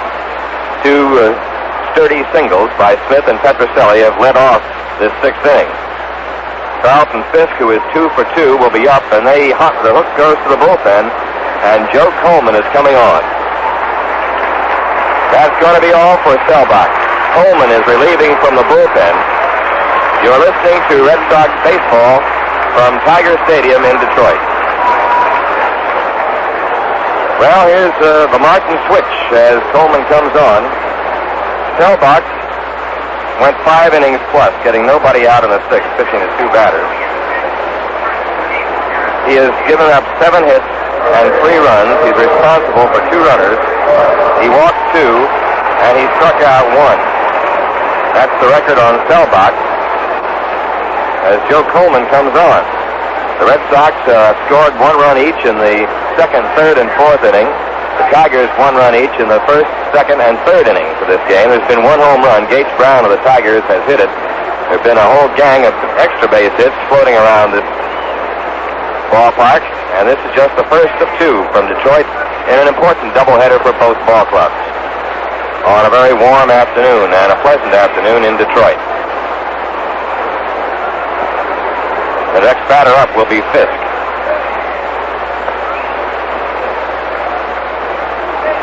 Joe Coleman making his first relief appearance of the year. Coleman's record shows 12 wins and 8 losses. He has been in 24 games, all starting assignments. He has 5 complete games. He's pitched 2 shutouts. A total of 179 innings this year he's pitched, in which he's allowed only 126 hits. And that's a very fine hit to innings pitched ratio. The pitcher gives up a hit every inning. It isn't too bad, and he has only 126 and 179. He's allowed 44 earned runs. He's struck out 144 batters and has issued 73 bases on balls. Earned run average is 2.21. Throws a fastball and a slider and keeps that ball low. A good pitcher. Well, here we go. Coleman pitching to Carlton Fisk. And Coleman in the last couple of years has been very effective against the Red Sox. When he first came up with Washington, the Red Sox used to beat him all the time. But now he has become fully a pitcher, and he's tough. Carlton Fisk is the batter. He has a single and a double, 1 run batted in and 1 run scored. Runners at 1st and 2nd, nobody out. The pitch is a strike call on the outside corner. Coleman, a tough right-hander.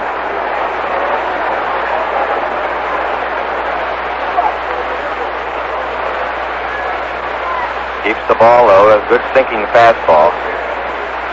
The Red Sox want to stay away from the double play if they can. Rodriguez is about even with a bag at third, maybe a step back. Cash is even with a bag at first. Brinkman and McAuliffe at double play depth. The pitch outside, ball one. 1 ball, 1 strike to Fisk. Smith at second, Petroselli at first, nobody out.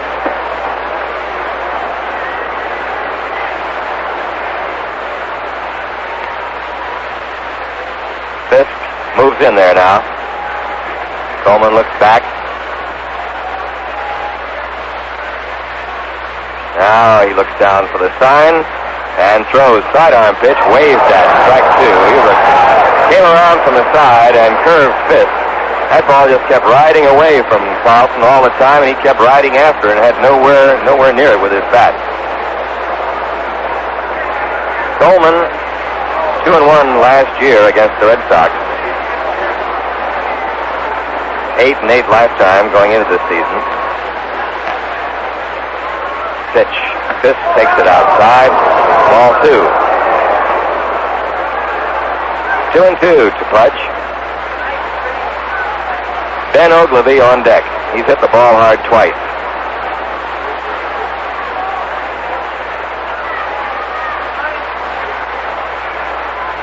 Now Coleman working carefully. Has the count 2-2 to Fisk. Here's the set. Pitch. Way outside, ball 3. Full count. That's kind of like the ball that Fisk chased for a strike. The Cubs shut out St. Louis 4-0 in the first game of their doubleheader. A 6-hitter for Reichel. Durham the loser.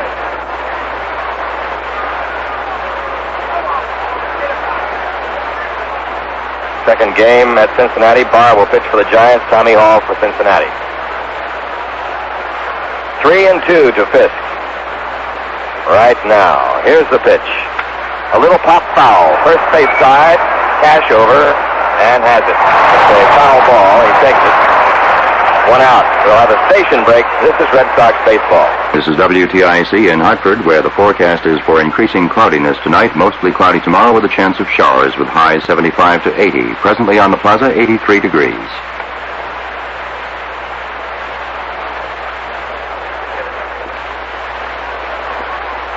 Well, we're set to go now with Ben Ogilvy coming on to bat. And in this game, he is lined to left, which resulted in a double play when Petroselli was caught napping at second. And then Ogilvy doubled up the gap in right center field to drive in a run in the fourth. Coleman pitching to Ogilvy. Smith at second, Petroselli at first, 1 out.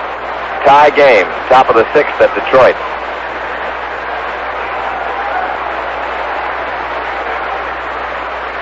The set by Coleman. The pitch. Line foul, cracked down into the crowd near the bullpen in right field. He turned on it a little too much. Final in the National League, the Pirates beat the Phils 7-1. Bruce Keeson, the winner. Barry Lurch, the loser. 28,451 in Philadelphia for that game. Pirates rolling on. 1 strike to Ogilvy. Long look after that one by Coleman.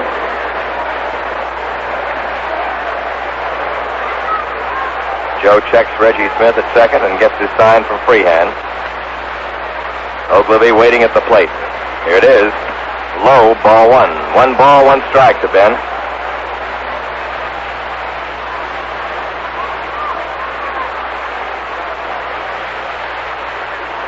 One and 1 the count.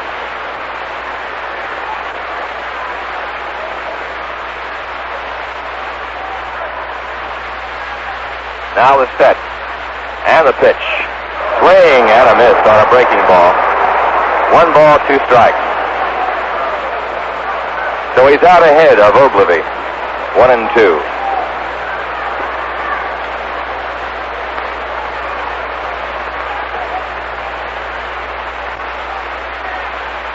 Then, waiting now as he swings the bat back and forth, pendulum fashion. Now he holds it. Here's the pitch to him, and he checks his swing and fouls it off. 1-2.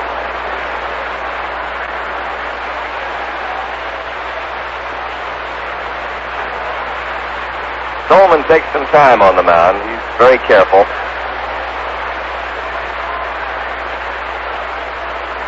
12th game winner this year so far.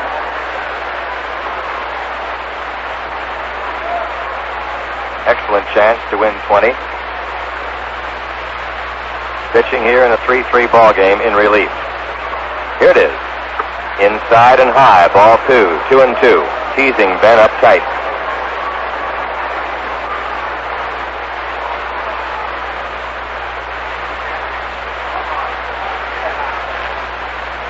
Two balls, 2 strikes, 1 out.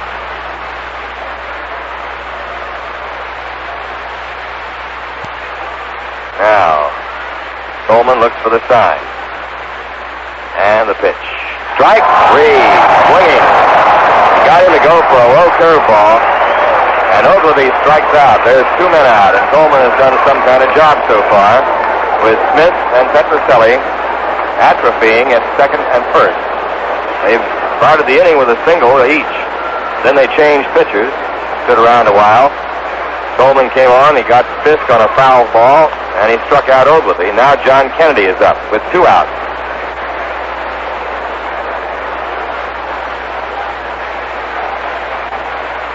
Mets 2, Montreal 1 after 7 innings at New York.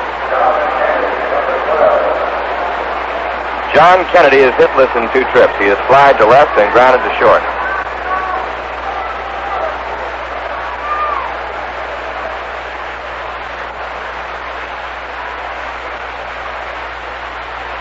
Coleman ready.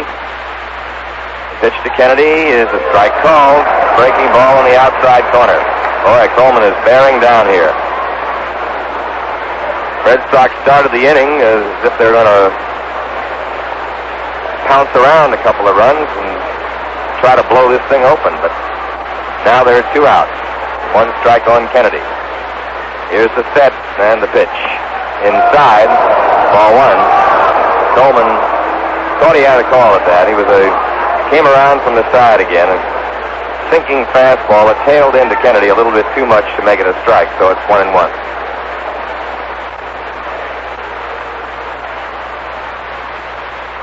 One ball, 1 strike. 2 out, 2 on. The pitch. Outside, ball 2, 2-1.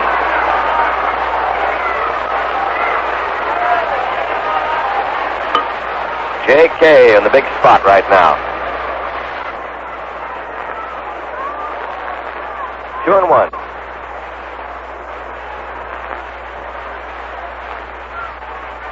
Joe Coleman ready. Throws. Little looper into shallow right field. Maybe trouble. It's going to drop for a base hit. Here comes Smith to score. Over to third goes Petrocelli, and the Red Sox take the lead, 4-3. A little handle bloop into right field by Kennedy, but in the papers it looks like a line drive.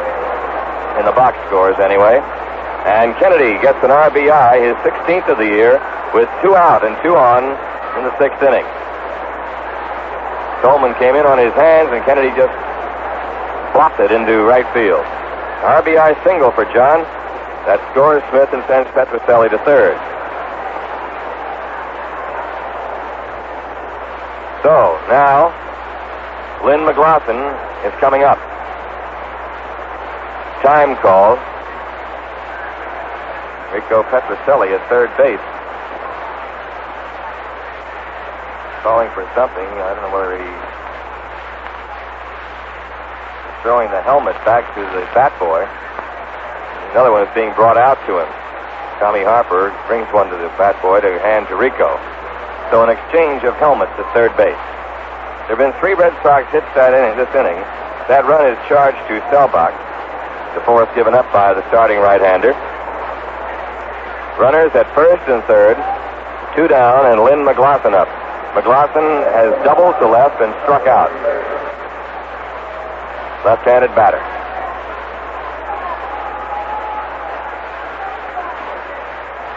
Coleman gets set on the mound. He throws. And McLaughlin hits one high toward left field. Gates Brown over near the line. He's there. He's got it right at the edge of the warning pad. Pretty well hit ball by McLaughlin. But he's out. And it's another 1-run inning. 1 run for the Red Sox in the top of the 6th. They had 3 hits. And they leave 2 men on base. After 5 1/2 innings, Red Sox 4, Tigers 3.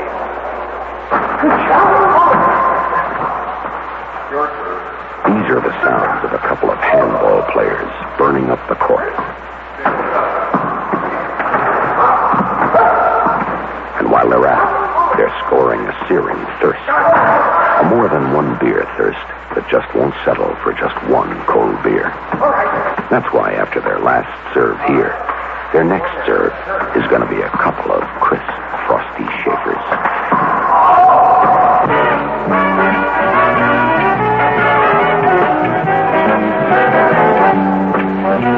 Your first cold Schaefer opens with the most rewarding flavor in this man's world.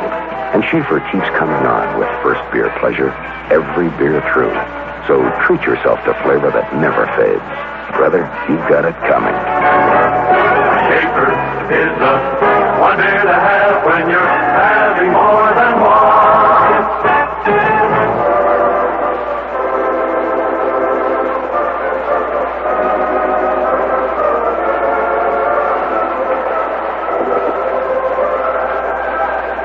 The Detroit half of the sixth inning, with the Tigers trailing the Red Sox 4-3.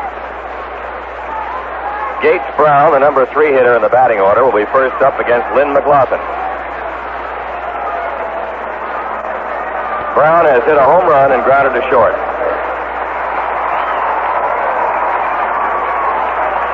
He has the only home run of the game. The Red Sox have 4 runs, 8 hits. The Tigers have 3 runs, 5 hits. McLaughlin bends for the sign, goes to work, and it's a strike call. Red Sox are leading for the first time in this ball game.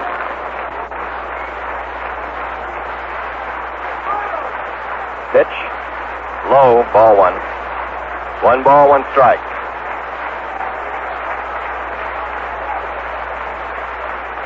Bill Freehand kneeling below us on deck. McLaughlin throws, and a changeup is outside. Ball 2, 2-1.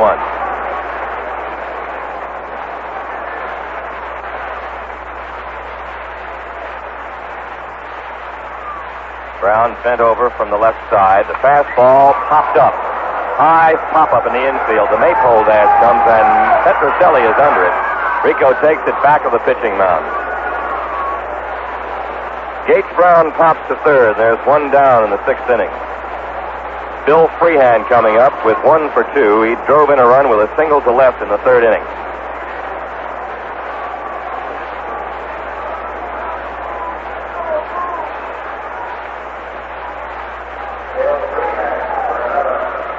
Freehand, a right-handed batter.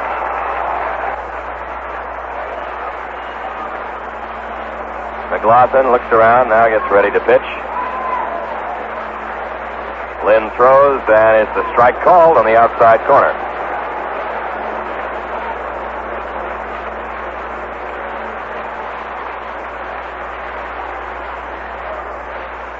The right arm around, and the pitch to the plate. Fly ball to right field. Reggie Smith looking up into the sun, coming in. He's got it. 2 down. 2 away in a hurry in the 6th inning for the Tigers. Here's Norm Cash. Cash has struck out and flied to left.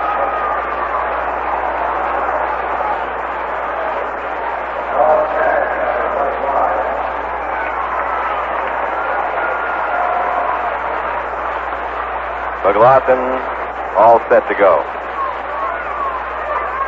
He pitches, and it's low outside. Ball 1.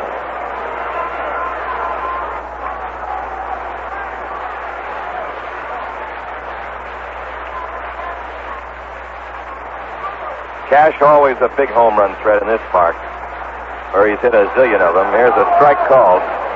1 ball, 1 strike. He has hit some truly enormous clouts out of here. He's hit them over the roof and right several times. Off the facing.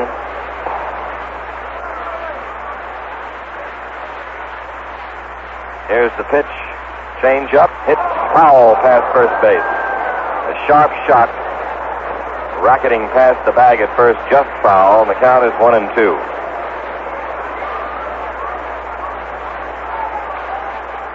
A ball and 2 strikes to Norm. 2 outs in the Tigers' 6th, with the Red Sox leading 4-3. McLaughlin, the pitcher, goes to work. There's a fly drive into left center field for a base hit. Dropping quickly, Cash takes the turn. He's going to hold at first base as the ball is thrown in by Ogilvy. A single to left center by Cash.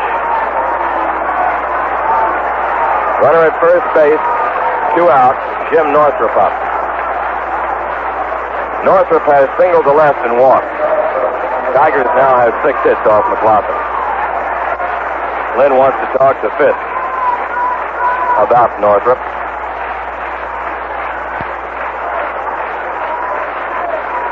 Northrup coming in with a tying run at first base, 2 out, 6th inning.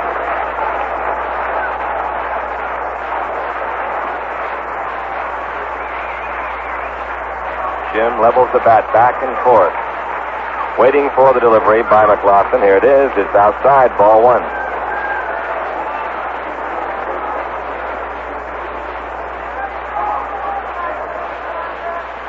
One ball, no strikes.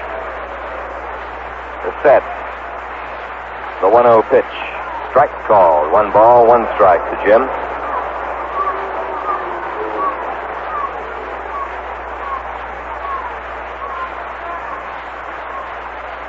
A ball and a strike. Cash off first base. Stremski holds against him. There's a pitch lifted to left field very high. Ben Ogilvy coming in and now over toward the line. Backing up. He's got it. Northrup flies to left, and that ends the inning. In the 6th for the Tigers, no runs, 1 hit, and 1 left. 6 full innings have gone by with a score. Red Sox 4, Tigers 3. Joy is a welcome back. Joy is where it's at, where it's at. Joy, joy, joy, coming through. For you and me, joy is a clearance tight. Joy is the best price of the year. Now at your Chrysler Plymouth dealers. Joy. Gotta be. At your Chrysler Plymouth dealers. Joy, joy, joy. Joy is the Chrysler Newport Royal. Big, beautiful Royal. Just for starters, it's our lowest price Chrysler. And now that it's final clearance, Your move up to a big, luxurious car. just got a whole lot easier. Now at your Chrysler Plymouth dealers. Joy, joy, joy, coming through. Joy, joy, when the only joy drives. Joy, joy, joy.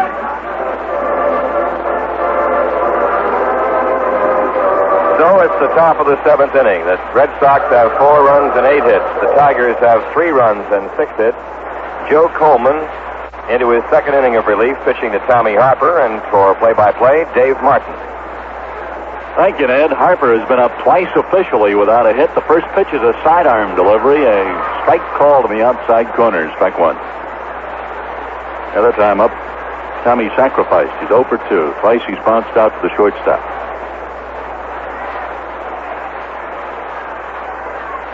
Other sidearm pitch, strike called, same spot, outside corner, and Tommy turns around and has a little conversation with ump Hank Storr about it.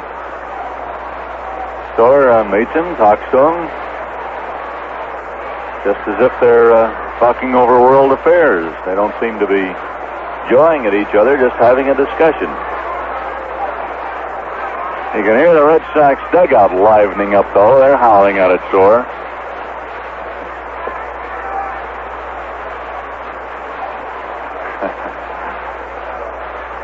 Got a strike 2 on Tommy Harper. Here's the sidearm delivery, a swing, and he fouls it. He looks like he tried to check his swing. Ball hit his bat, went up in the screen, foul. 0-2 on Harper. Freehand came all the way back to the screen, had no chance. Griffin will be next, and then Yastrzemski here in the 7th.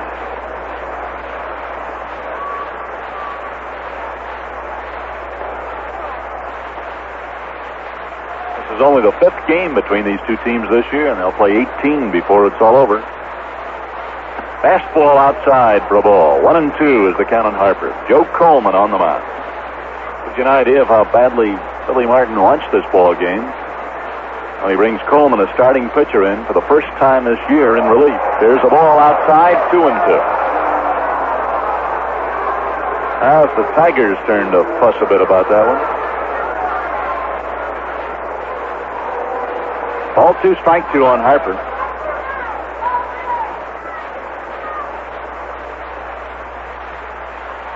Sidearm, it's the ball outside. Tried to give him that same pitch on which he got the first 2 called strikes, but he missed outside that time. Ball 3, strike 2.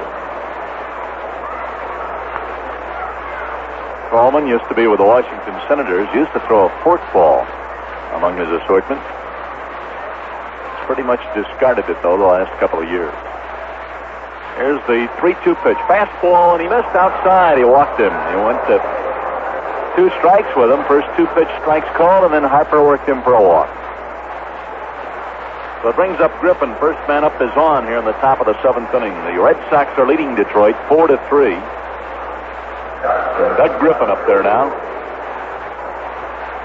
First walk issued by Coleman. Let's see what Griffin does. A good bunter. See whether Casco plays for a run here when he's already 1-1 ahead, or whether he tries to get a couple more just by hitting. At a hunch, we'll see Griffin bunt.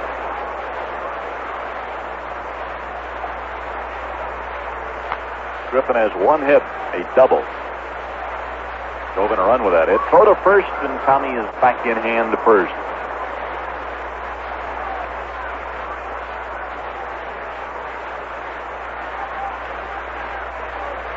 Now the stretch by Coleman. Take the first again, he's back. Just did get back.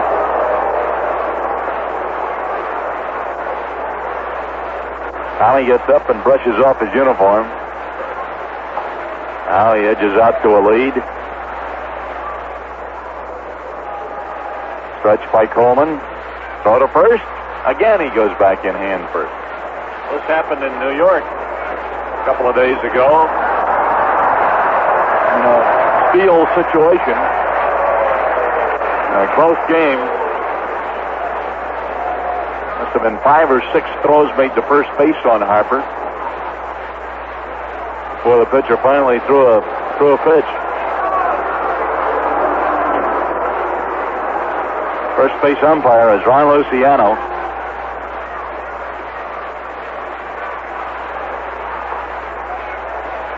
Now the stretch by Coleman. Throw to first. Safe.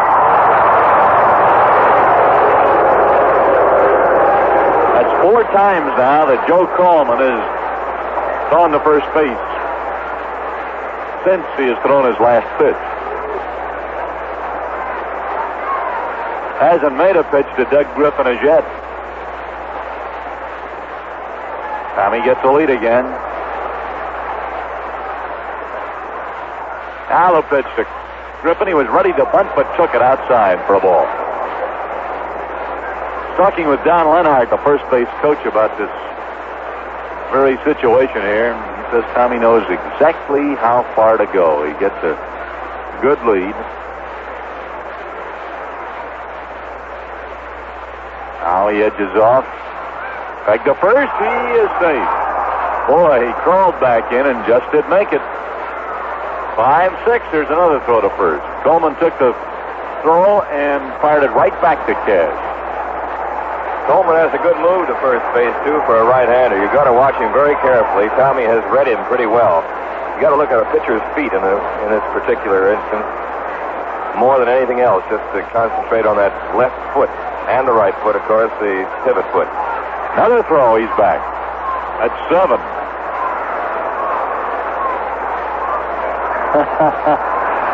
Coleman stands off the mound, swings his arm as if he's going to throw it over there. He took the return throw from Cash off the mound and just sort of swung his arm at his side as if he was going to throw it over there, but didn't throw it. He has made 7 throws now. Here's the stretch again. Now he's pitching with a runner going, a bunt. Here's Coleman picking it up, throwing to McAuliffe. He's out at first base. Tommy was going with the pitch, and Griffin bunted the ball in front of the plate and gets credit for a sacrifice. Only play was at first base, and Coleman made the play there to Dick McAuliffe covering. So it brings up Carl Yastrzemski. He's been up 3 times without a hit. Carl now has made just 5 hits in his last 52 times at bat. Average only 269 in game time, going downward steadily. Harper at second base with 1 out, 7th inning of the ball game. It's 4-3 in favor of the Red Sox.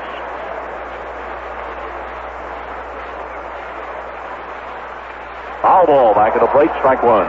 Swung on a fastball, fouled it off. Minnesota Twins have shut out the White Sox 1-0. Jim Perry pitched a 6-hitter to even his record at 9 wins and 9 losses. Wilbur Wood took the loss, now 16-11. He allowed only 5 hits.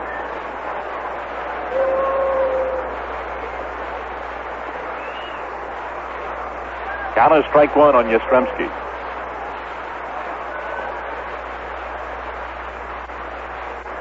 Pitch. Here's a strike. Gets called to the inside corner. The Coleman is ahead of Yaz now with a 2-strike count. Outfield is playing him pretty much straight away and deep. Maybe just a hair toward right. Left fielder Brown is shaded over a little bit toward left center. There's the pitch and a swing and a high hopper to the first baseman. Cash has it, goes to the pitcher covering, he's out, and on the play, Harper goes to third base. Cash could not charge that high hopper. He had to wait for the hop to come down, the ball to come down off a bounce. Coleman got over to cover first, took the throw for the out on Yastrzemski. It brings up Reggie Smith. Reggie has a walk and a hit. Man on third, 2 out now for the Red Sox in the 7th inning. And Billy Martin is going to the mound to talk to Coleman. Martin wants this game badly. His lead over the Orioles is only a game and a half. He has 2 pitchers warming up in the bullpen. One of them is John Hiller. Hiller is a left-hander, and the other one is a right-hander, Chris Zachary.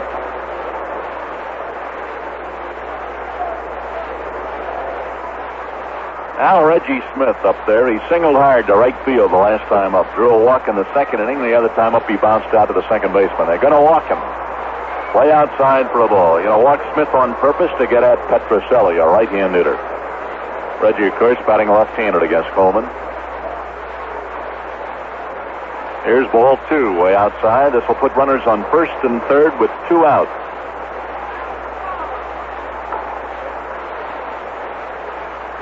Two and nothing on Smith. Ball 3.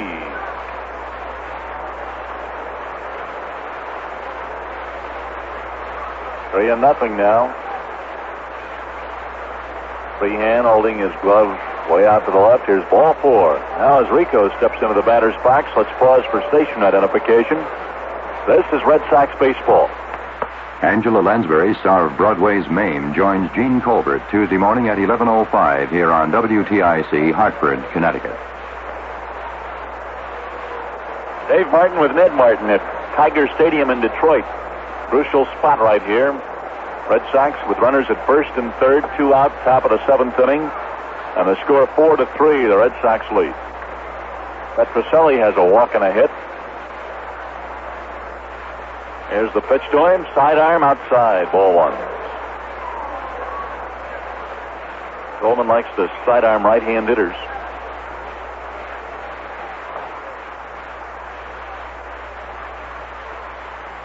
Petroselli drew a walk in the 2nd and bounced out in the 4th inning. Single to left field in the 6th inning. Fastball swing. Long wallop into left field. Way back goes Brown. Leaps up and grabs the ball and then bangs into the fence. But he caught the ball and he hung on to it. Good play by Gates Brown. That ball was hit hard to left field. And Gates back right up in front of the fence, caught the ball and then banged into the wall. But he's not hurt. He comes trotting in. Boy, a good catch in the clutch by Gates Brown. No runs, no hits, no errors, and 2 men are left. 2 walks. At the middle of the 7th inning, the Red Sox lead Detroit 4-3. Really enjoy summer cleanup this year by renting lawn and garden power equipment from your Taylor Rental Center in Simsbury, South Hartford, or Manchester. You can rent thatchers, sweepers, garden tillers, post hole diggers, and many more work savers, such as chainsaws, hedge trimmers, rollers, leaf blowers, outdoor giant vacs, fertilizer spreaders, and pruners. The thatcher or power rake, by the way, is really quite a machine. It easily lifts out all the dead grass and leaves that choke your lawn without disturbing the healthy grass. You'll be amazed at all the thatch that comes up. Then you can gather it all with a power sweeper. You'll avoid a lot of sore muscles and have a more beautiful, vigorous lawn. Here are 3 nearby Taylor Rental Center locations. 542 Hot Meadow Street in Simsbury, Ledyard Street off Airport Road, South Hartford, and 155 Center Street in Manchester.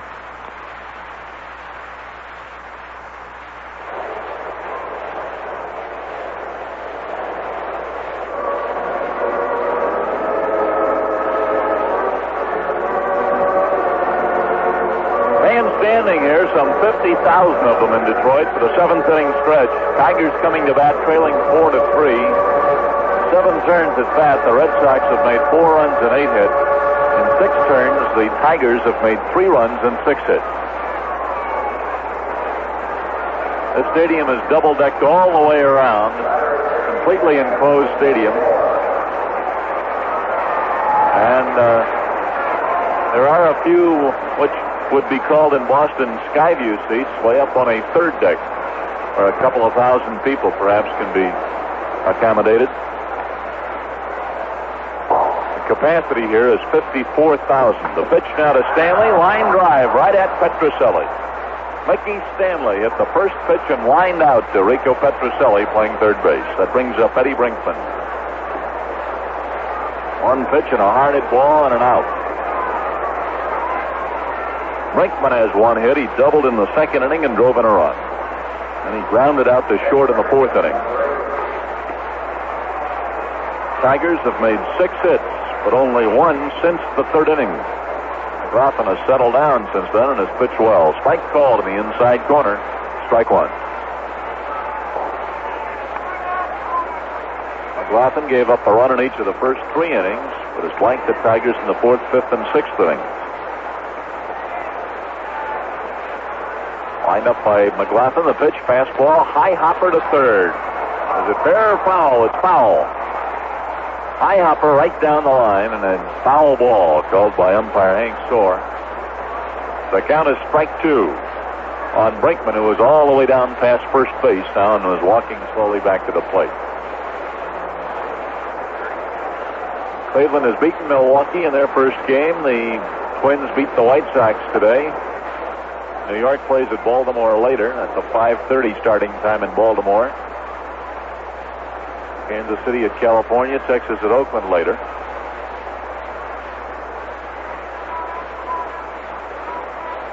Now, Brinkman in the batter's box. Count on him is strike 2. There's the windup in the pitch by McLaughlin. Here's a strike call to the outside corner. Brinkman turned and knew it. Went right back to the dugout without saying a word. Good breaking ball by Lynn McLaughlin at the outside corner, way side. That brings up a pinch hitter, Haller, batting for the pitcher, Coleman.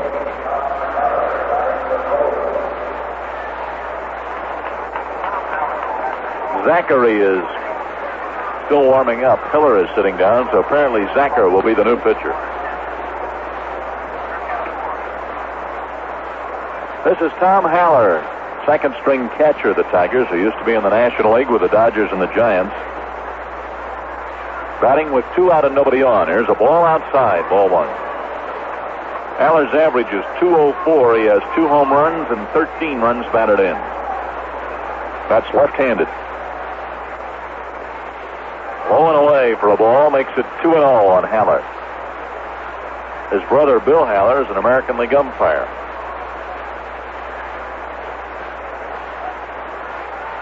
2-0 the count. Strike. Oh, correction, ball 3. Pardon me. He called it a ball outside. 3-0.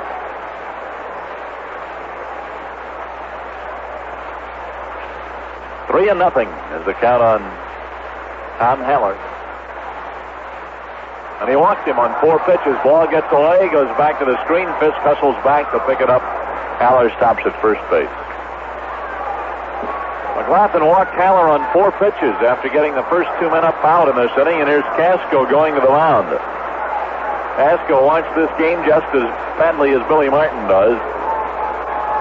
Nobody in the Red Sox bullpen, but now, just as I said that, they start to move out there, and we're going to get a couple of pitchers warming up for the Red Sox. Bill Lee, a left-hander. Al Newhouser, a right-hander. Now Billy Martin makes another move. Haller is going out for a pinch runner at first base. Wayne Comer, C-O-M-E-R, Comer. That was only the second base on balls issued by McLaughlin in this game. So Comer at first base represents the tying run for Detroit. 2 out. Last half of the 7th inning. Casco now goes back to the Red Sox dugout after talking to McLaughlin at the mound.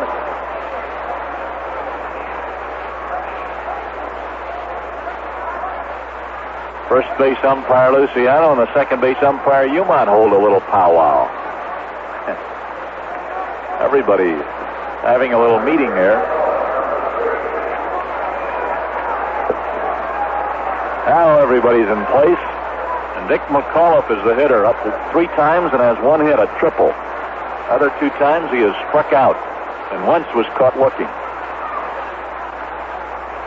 First pitch is inside, ball 1. Comer, the runner at first, 2 out. 7th inning, Red Sox lead 4-3.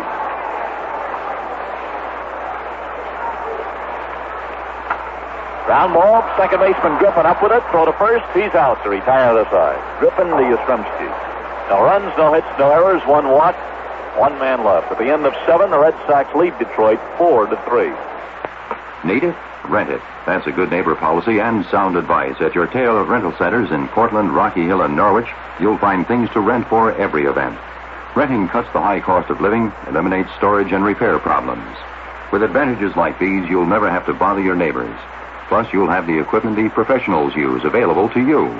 Want to sand a floor, paint a wall, remove wallpaper, shampoo a rug, or move furniture? Then do it the easy way by renting the professional equipment you'll need from your Taylor Rental Center. Taylor has things to rent for every event, and you can rent by the day, week, or month. Taylor researches and tests every product in inventory for attractiveness, durability, care of operation, both by amateurs and professionals. Taylor provides only top-quality tools and other equipment. Here are 3 Taylor locations: 224 Main Street in Portland, 1904 Silestine Highway in Rocky Hill, and 415 West Main Street in Norwich.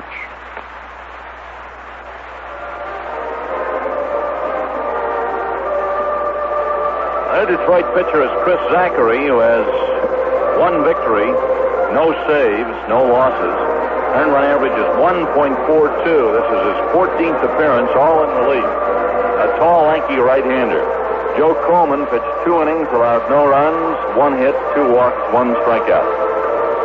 We're going to the 8th inning. It's a 4-3 ball game in favor of the Red Sox in the first of a pair today at Detroit. And here again is Ned Martin. All right, Dave, this has been a grinder this afternoon, this first game. Teams trading single-run innings for a while. Then the Red Sox stepped ahead in the 6th on a bloop single to right by John Kennedy. That's been the big hit of the game so far. Also, Gates Brown has figured offensively and defensively for Detroit. Brown has had a home run, and he also has made a good catch on Petroselli's line drive that almost made the fence last half inning. First up for Boston will be Carlton Fisk. Then it'll be Ben Oglivie and John Kennedy.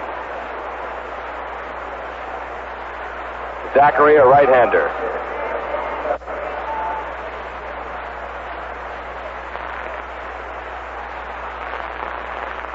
Carlton Fisk in this game has singled in a run, doubled to left and scored, and fouled out.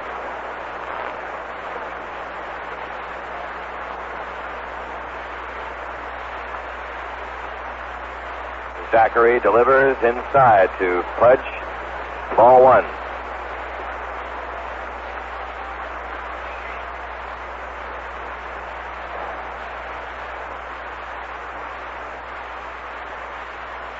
those strikes. Here it is, and a strike is called.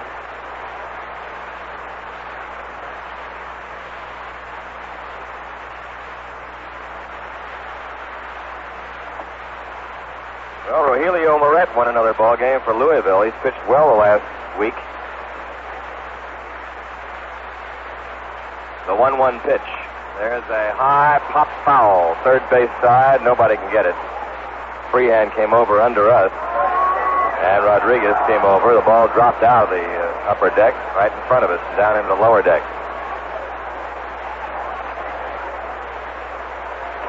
Louisville won its game 8-3 with Moret, the winning pitcher. And I think he had a shutout last time out. So contrary to reports, he's still with the ball club and is not bolting the club. The 1-2 pitch. Fly ball deep toward left field. Back goes Brown. He's there. He's got it. And the Red Sox fly balls are just yards from the fence, but not making it quite. That ball went about the same as Petroselli's shot, only Brown was there this time to get back under Fisk. He made a catch near the auxiliary scoreboard on Rico and then banged into the scoreboard. Cleveland beat Milwaukee 3-2 in the first game. Milwaukee failed to score in the top of the first inning of the second game. Minnesota shut out the White Sox 1-0 on Harmon Killebrew's 18th homer. Texas at Oakland, a doubleheader. First game will have Bosman against Odom. Dick Bosman for the Rangers, Blue Moon Odom for Oakland. Ogilvie chops one to the mound. A one-hopper taken there by Zachary. Throws to first. Quickly, 2 men are out in the Red Sox 8th inning. Kansas City plays at California later this evening. New York at Baltimore in a 5:30 game. In National League play, the Montreal Expos lost to the New York Mets as Tug McGraw came on in relief to hold Montreal, and the Mets beat them 3-1. McGraw the winner, he's 4-0, and Carl Morton was the loser. 30,000 there at New York. Here's a foul back by the batter, John Kennedy. Kennedy has 1 hit in 3 trips, and that's the go-ahead single in the 6th inning. Pittsburgh beat Philadelphia 7-1. Pitch, low for a ball. Richie Hebner had a 3-run homer in that Pittsburgh win. The Cubs shut out St. Louis in the first game, 4-0. Royschel the winner over Durham. The Cardinals got 4 runs in the first inning of the second game. A check swing by Kennedy is low, ball 2-1. Atlanta is throttling Los Angeles 14-4 after 8 innings. First game of a doubleheader. Here's the pitch. Strike swinging. 2-2 to Kennedy. Cincinnati shut out the Giants 4-0 in the first of 2 at Cincinnati. No score after 1 in the nightcap. Houston 6, San Diego 4 after 5 innings in the first of a doubleheader at Houston. Raiders homered for Houston. A lot of doubleheaders today. 2-2 pitch. Kennedy swings, misses, strike 3. An easy 1-2-3 inning for Chris Zachary on in relief of Joe Coleman, who went 2 innings and gave up 1 hit and no runs. So a strong inning for right-hander Zachary in the 8th, getting the side in order, including a strikeout. After 7.5, it's 4-3 Boston.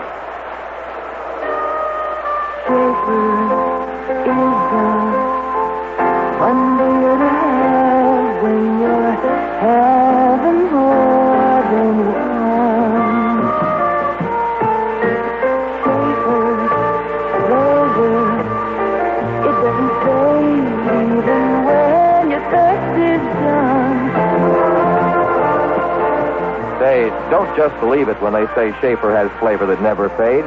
Have a couple of tall, frosty cold glasses and see for yourself. You'll find that first cold Schaefer tastes great, but it's the second glass and the third that'll really make you a believer. They'll show you how Schaefer stays consistently crisp and bright, glass after glass. And that's when you'll want to switch to Schaefer.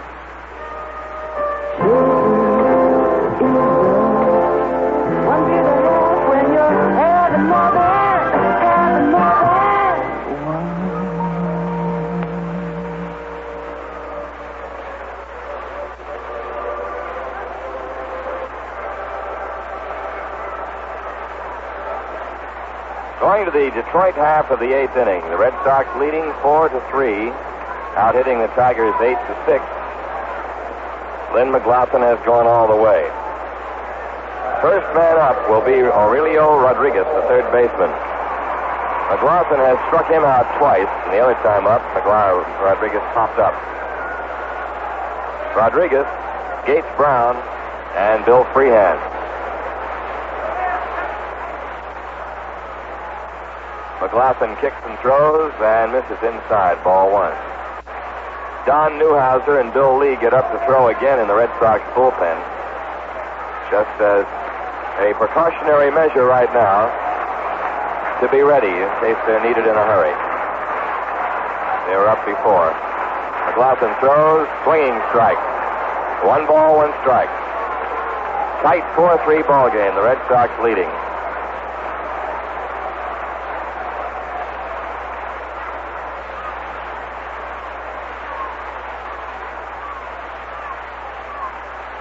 One and one.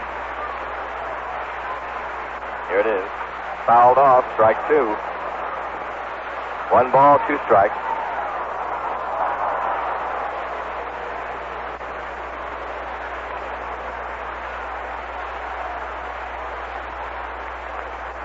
Rodriguez stands out a moment. Count is 1-2 to him. Lynn McLaughlin gets the sign.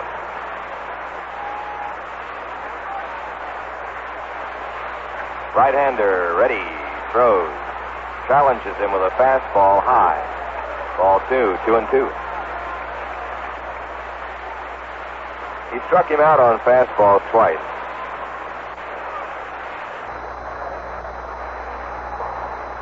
Now Lynn kicks and throws. Curve is inside. Ball 3, 3-2 now. Full count to Rodriguez.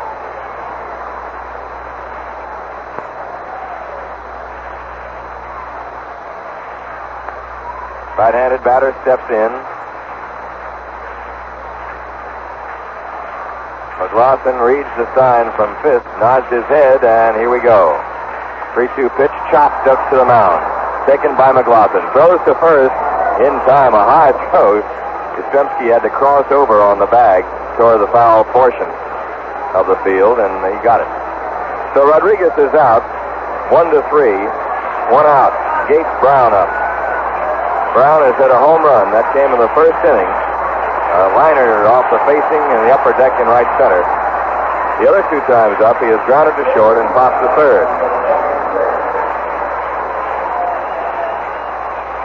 So, reasonably, he has apparently not gotten that pitch again.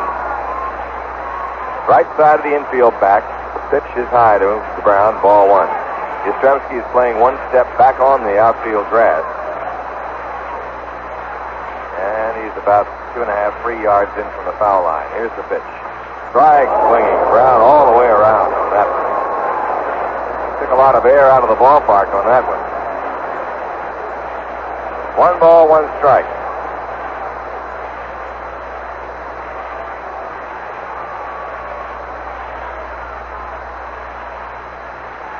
Now the pitch.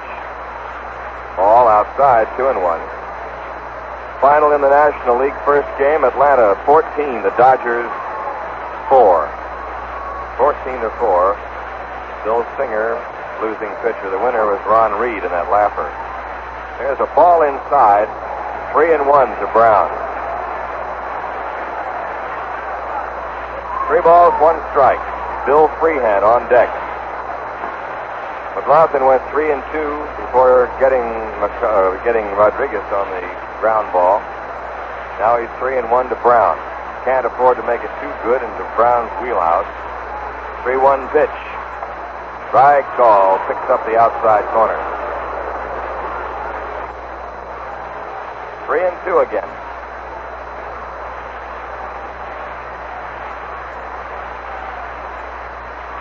McLaughlin all set.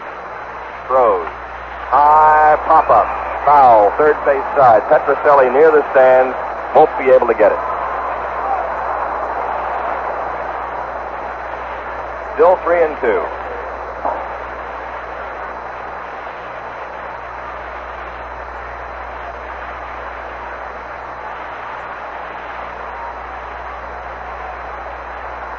3-2 to Brown.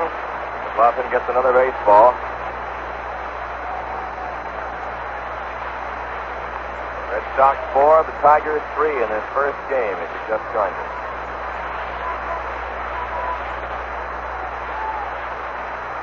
Red Sox trailing the Tigers in the standings by 6 games.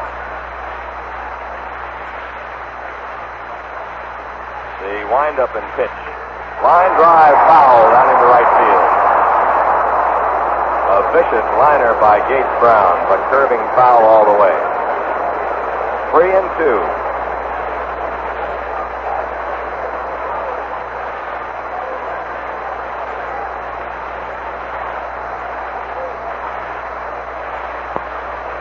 McLaughlin winds and throws. Ground ball. Yastrzemski at first base. Has it. Underhands it to McLaughlin covering. They've got him. And Yastrzemski has a chance on a ground ball for the first time in the game. He throws over to McLaughlin for the out. 2 down in the Tiger 8th. Bill Freehan is up. Freehan is grounded to short, single to left to drive in a run and fly to right. Game late, and you're wondering why Yastrzemski's playing first base. Danny Cater has a sprained ankle. He sprained in the game yesterday at New York and was unable to run or move laterally. So he'll be out a day or so, and Yastrzemski's at first. Pitch is high to Freehan, ball 1.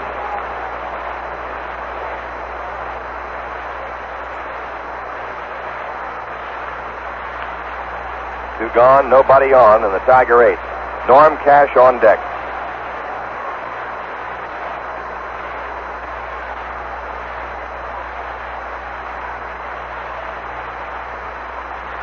The 1-0 pitch. Swinging strike. 1 ball, 1 strike.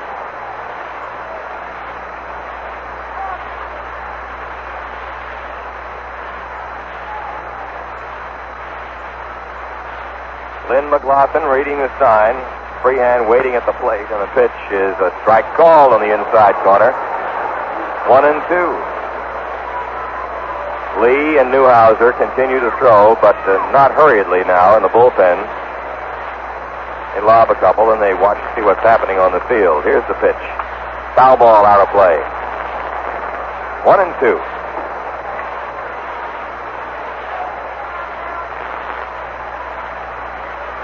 The outfield overshifted on Freehan. Powerful right-handed batter.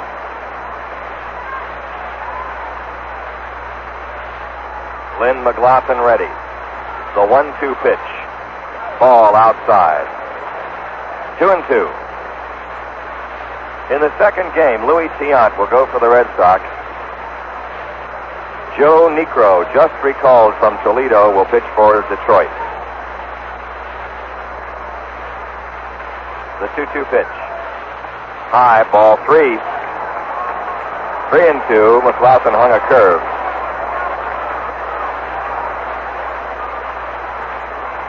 3 balls, 2 strikes. There have been 3 full counts this inning for Lynn McLaughlin. Thrown a lot of pitches. Here's the 3-2 pitch. Ball 4, he lost him.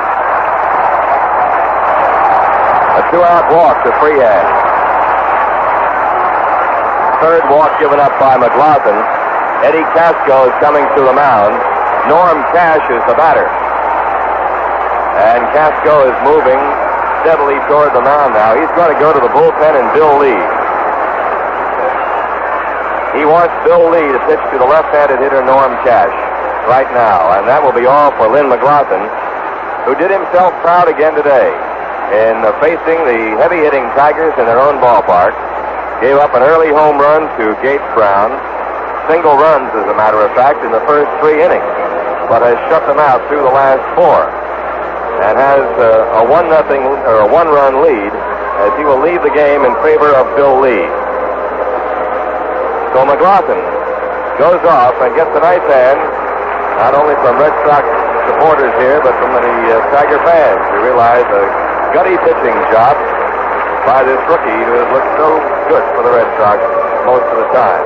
McLaughlin goes 7 2/3 innings. He has given up 6 hits. And 5 of those hits came in the first 3 innings. Only 1 hit in the last 4 2/3. He He has allowed 3 runs. He's responsible for 1 base runner. He walked 3. He struck out 7. And he leaves now as Bill Lee warms up. This will be Bill Lee's 32nd appearance of the year. He's won 6, saved 3, lost 3. Earned run average is 3.63. Bill's pitched 52 innings, allowed 44 hits. He's allowed 21 earned runs, issued 19 walks, and has 30 strikeouts. Now, Norm Cash last year against left-hand pitching batted only .237. Against right-handers last year, he batted .299. Some 60 points higher, 62 points higher to be exact. Cash has been lifted for a pinch hitter. Billy Martin has done that several times this year, but apparently he's not going to now. He's got 5 right-hand hitters on the bench: Ike Brown, Tony Taylor, Willie Horton, Kaline, although Kaline is out right now with a pulled muscle. Really just 4 right-hand hitters on the bench. And but he's going to let Cash right here bat for himself against Bill Lee. Well, he always has that threat of the long ball in this park, and he represents the lead run. The tying run is at first base in the 8th inning. Bill Lee, I believe, picked up his first major league win in this ballpark a couple of years ago.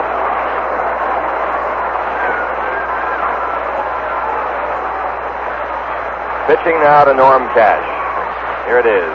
Fly ball, deep toward right center field. Way back is Tommy Harper near the wall. He's there and he's got it for the out. Oh boy, did Cash hit that ball. Had he pulled it a little bit more, that would have been a 2-run homer. But Tommy Harper had a lot of room out there to move, and he collared it on the warning pass past the 370 mark. So the out is made, a long out, and the side is retired. No runs, no hits, and 1 left. After 8 innings, the Red Sox lead 4-3.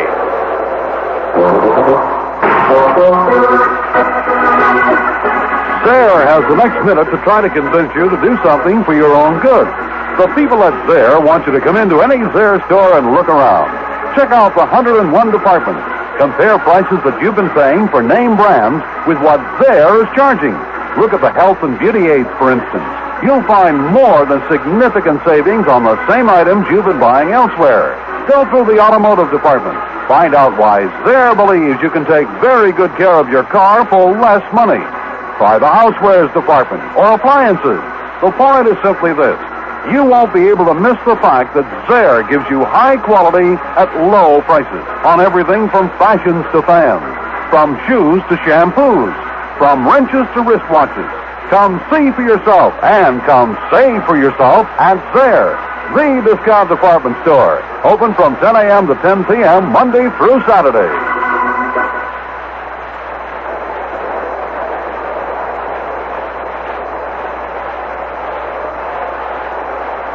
It's the top of the 9th at Tiger Stadium. The Red Sox leading the Tigers 4-3 in this first game. Before Bill Lee comes to the plate, let's pause for station identification. This is Red Sox baseball. This is WTIC in Hartford, Connecticut, where the forecast calls for increasing cloudiness tonight, mostly cloudy tomorrow with a chance of showers with highs 75 to 80. Present temperature on the plaza, 84 degrees. Back at Tiger Stadium, this is Ned Martin with Dave Martin and Al Walker.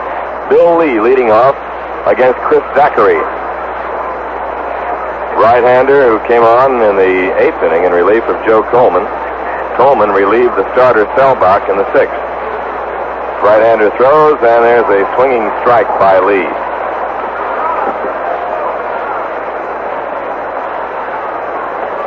Lee bats from the left side. He has no hits in 7 trips this year. He has struck out 4 times. Pitch to him, he runs up as though to bunt and takes the strike. Nothing in 2 to Lee. Tommy Harper on deck. Zachary, a big fella, goes to his motion and delivers. In the dirt. 1 ball, 2 strikes.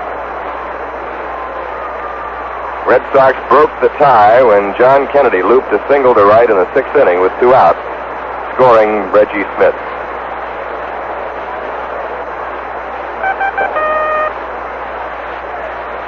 1-2 pitch to Lee.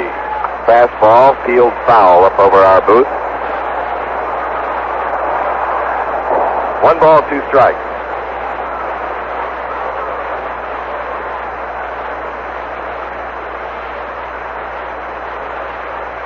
Yankees have a big series in Baltimore starting tonight. 1 game this evening, and then they have a doubleheader tomorrow. 1-2 pitch. High to Bill Lee. 2-2.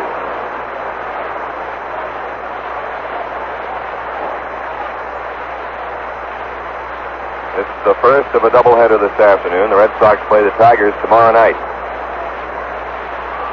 There's a swinging strike on a fastball, and Lee is out.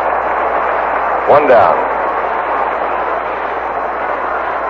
Second strikeout for Zachary. Tommy Harper up. He's 0 for 2 officially. He has grounded twice to short. He's sacrificed, and he's walked.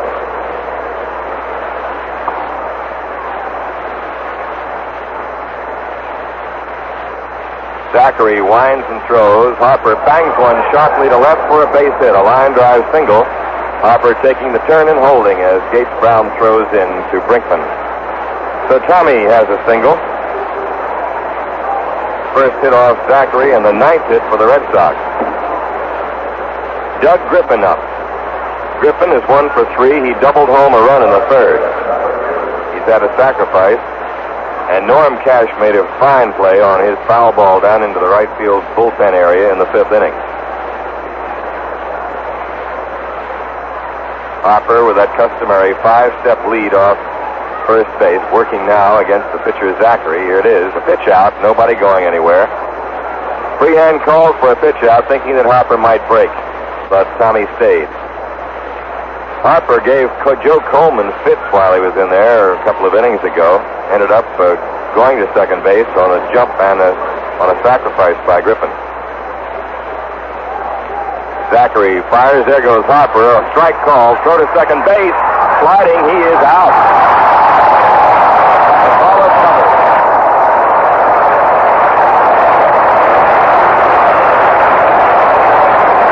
Perfect throw, a roll throw, but nicely dug out, really, by Dick McAuliffe, the second baseman. And Harper was out on a close play, sliding into second base. He took off on the second pitch. It was taken for a strike by Griffin.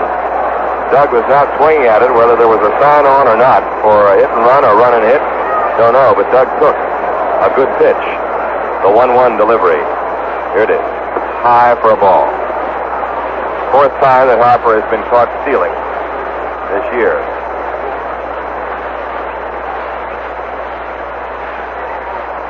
He's had 11 stolen bases. 2-1 pitch. Griffin swings and misses. 2-2. So now there are 2 outs in the Red Sox 9th. They tried to get that runner in scoring position, but Freehan cut him down. Zachary pitching to Griffin. A little nubber foul off the end of the bat. Count hangs at 2-2.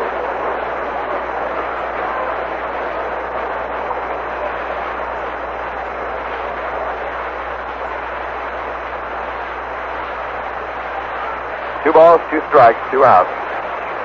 Left-hander John Hiller at work in the Tiger bullpen. Here is the windup and the pitch. Ball inside. 3-2 to Griffin. Yastrzemski's on deck.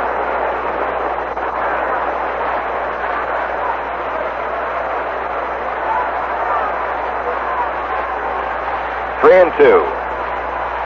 The pump and the pitch. Ball 4, Griffin's on. Well, that happens a lot. After somebody's cut down stealing or a double play is made, the next guy gets on. There's a walk given to Griffin, giving Yastrzemski a chance to bat. Carl is 0 for 4. He has slide to left, popped to second, slide to center, and grounded to first. Billy Martin is approaching the mound from the dugout. Freehan out already talking to Zachary. Despite the fact that Yaz has been cold at the plate lately, ice cold, they want the left-hander in to pitch to him. John Hiller is coming on as Martin works the left-on-left business, and they're going to bring Hiller in there. So Zachary goes an inning and 2/3 in relief. He has given up one hit, a single to Harper this inning. No runs. He's responsible for one base runner. He has walked one and struck out two. Zachary will leave. Carl Yastrzemski will be at the plate. We're in the ninth inning. The Red Sox leading 4-3. And John Hiller, the left-hander, coming on to pitch to Yastrzemski. This will be Hiller's sixth appearance. He has no one-loss record, has been credited with one save. He's pitched a total of 7 1/3 innings, allowed 3 earned runs, 8 hits. He's walked only 1 and has 4 strikeouts. His earned run average 3.86. Hiller suffered a heart attack a year ago last winter and was out of baseball all last year, but has made a comeback this year and is back here pitching in the major leagues when some people thought he never would be back. He wasn't even on the Tigers roster in spring training. He's a left-hander and was considered a very fine pitcher until he was stricken. He's come back now to pitch well so far since his return to baseball. So Yastrzemski will face him here in the ninth inning, a man on first base and 2 out for the Red Sox, and they are leading in this game 4-3, the first of a doubleheader. Red Sox have out-hit the Tigers 9-6. Second game pitchers will be Louis Tiant and Joe Niekro. So be sure to stay around, stay with us for all the action in another ball game. Let's hope the Red Sox can hang on and win this first game and win the second. Boy, that would be great news and a great development if they could. It would put them within 4 games of first place. Long way to go yet, though, but they lead here in the ninth inning of game 1, 4-3. All right, here's Carl Yastrzemski standing in and overdue. 5 hits in his last 53 times at bat. And 2 for 21 on this road trip. A throw to first base by Hiller, driving Griffin back. He has 0 for 4 in this game.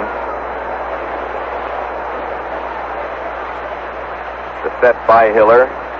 The pitch to the plate. Overhand fastball, low, ball 1. Hiller comes over the top more. Always used to anyway, more than being a sidewinder.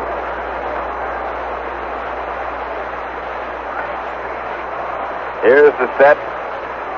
And the pitch. A curve over, called strike.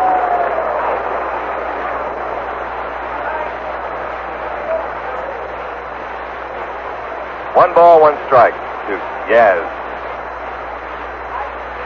Bill Holdsworth, or Fred Holdsworth, is in the bullpen for the Tigers. Right-hander. Their pitch. Low inside, ball 2, 2-1. 2 balls, 1 strike. Big spot for Yastrzemski now. The big play this inning was cutting down Harper going into second base, trying for the steal. The 2-1 pitch is hit high toward right field, not too deep. Coming on hard is Northrup, and he's got it.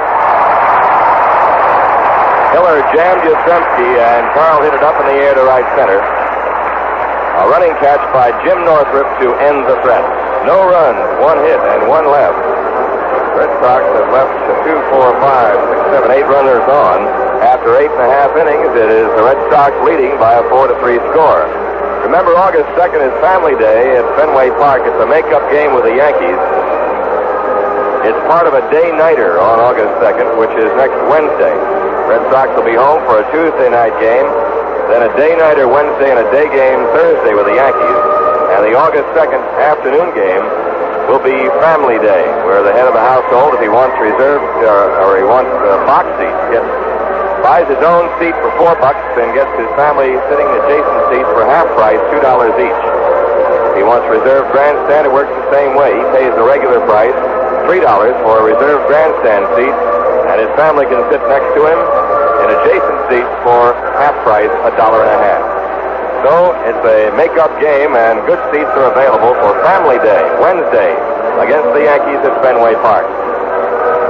Rick Miller is in center field now, replacing Harper, a defensive measure that Eddie Casco uses a lot. Miller playing center field here in the bottom of the ninth inning. The Red Sox are leading 4-3. A one-run ball game. Bill Lee trying to nail it down for Lynn McLaughlin. He'll pitch to Jim Northrup, Mickey Stanley, and Eddie Brickman. The Tiger batters scheduled up in the bottom of the ninth. Red Sox are leading 4-3. They're out hitting the Tigers 9-6. Lee came on to relieve McLaughlin after Lynn had walked freehand in the eighth with 2 out. And his first pitch was laced deep to right center by Norm Cash, but Tommy Harper hauled it in. Now Northrup up. 1 for 2 officially. He has walked, singled, and flied to left. Lee kicks and throws. Ground ball past the mound. Griffin near second has it. Throws to first in time. Yaz takes it, backhanding the ball. Boy, Yastrzemski goes off that bag in a hurry at first base. Something that maybe could hurt him sometimes. The first basemen sometimes do that aren't familiar. They take that foot off quickly after getting the ball. Mainly one reason to get out of the spike, but sometimes it's the natural thing to do. You do it in high school. And at times they've been caught at it, where the umpire will call the runner safe if the foot comes off too soon. He got it all. He kept his foot on enough that time. Here is Stanley, lining one sharply to left field, a base hit. Ogleby coming over, trying to cut it off. Stanley going for 2. Here comes the throw. Over the head of everybody. Backed up by Yastrzemski. And on at second with a double is Mickey Stanley.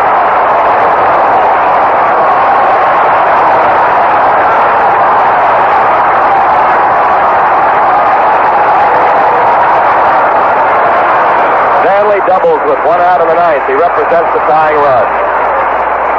Ogleby came over quickly toward the line and made a strong throw, but it was too strong. Had it been down a little bit, they might have had a chance to make a play of some kind on Stanley. But it was high over everybody's head. Finally got away, and Yastrzemski backed it up. Ike Brown is going to bat for Eddie Brickman. Ike Brown, who is a utility player and a good one for the Tigers, coming on to bat, and with Tony Taylor, another right-handed batter, on deck to hit for the pitcher. But Don Newhouser now is being brought on by Eddie Casco, as Bill Lee has given up a double with 1 out in the ninth inning.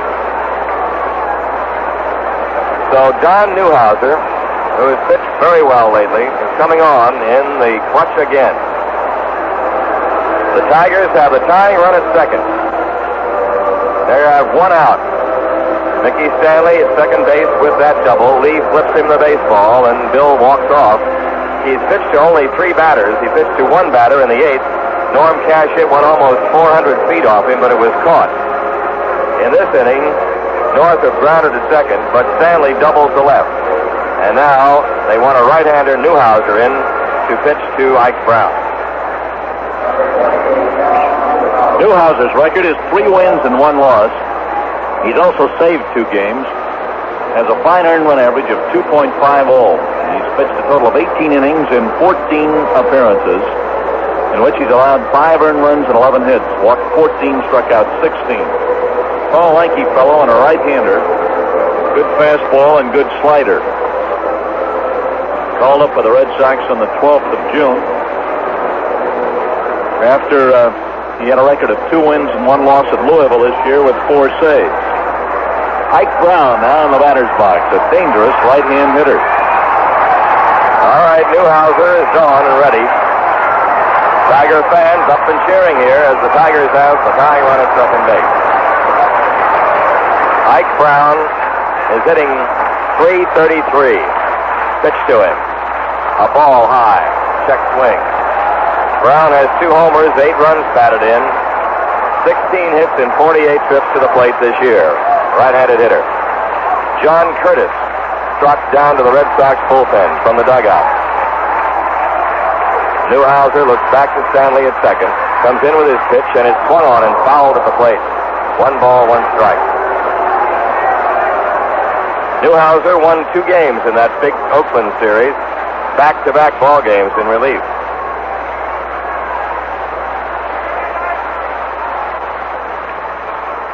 .3-1 record. 2 saves to his credit. Brown digs in at the plate. Stanley edges off second base. Here's the pitch, and it's hit on the ground to shortstop. Taken by Kennedy. Goes to first. 2 down, and over to third goes Stanley. John Kennedy not wanting to get involved in any kind of rundown to get that lead man, although he could have. But with a rundown that way, Stanley could have tied up things so that Brown could have gotten into scoring position at second also. They wanted the safe out that way, and the safe out is at first base. The tying run is at third now, and Tony Taylor is up. Tony Taylor, a redoubtable clutch hitter and a fine ball player for years in the National League, is batting for Hiller. 2 outs, a runner at third. Taylor stands in against Newhouser. Here's the pitch. Outside, ball 1. Taylor is hitting .310. He's having a fine year. 40 hits in 129 trips, 1 home run, 11 RBIs, and very tough in the clutch. Here's the pitch to him. Ball inside. 2-0 to Taylor. And Dick McAuliffe, left-handed hitter, is on deck. Curtis is warming up now in the bullpen in a hurry. Left-hander for the Red Sox. Here's the set by Newhouser.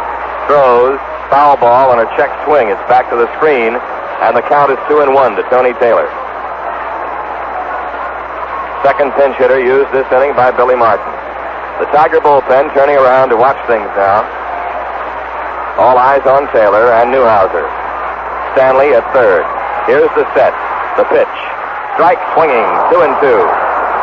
He had a breaking pitch that Taylor went for. It might have been a bad pitch. 2 balls, 2 strikes to Tony. Hey, we got one here.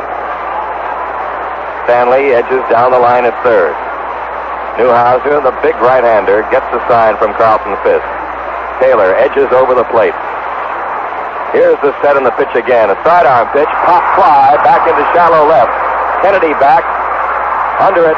He's got it. The ball game's over, and Don Newhouser has saved another one. The Red Sox win it 4-3. What a job Newhouser has done. Taylor pops out to Kennedy with a runner at third base. And in the 9th inning for the Tigers, no runs, 1 hit, and 1 left. Final score, the Red Sox 4, the Tigers 3. We'll wrap it up in a moment.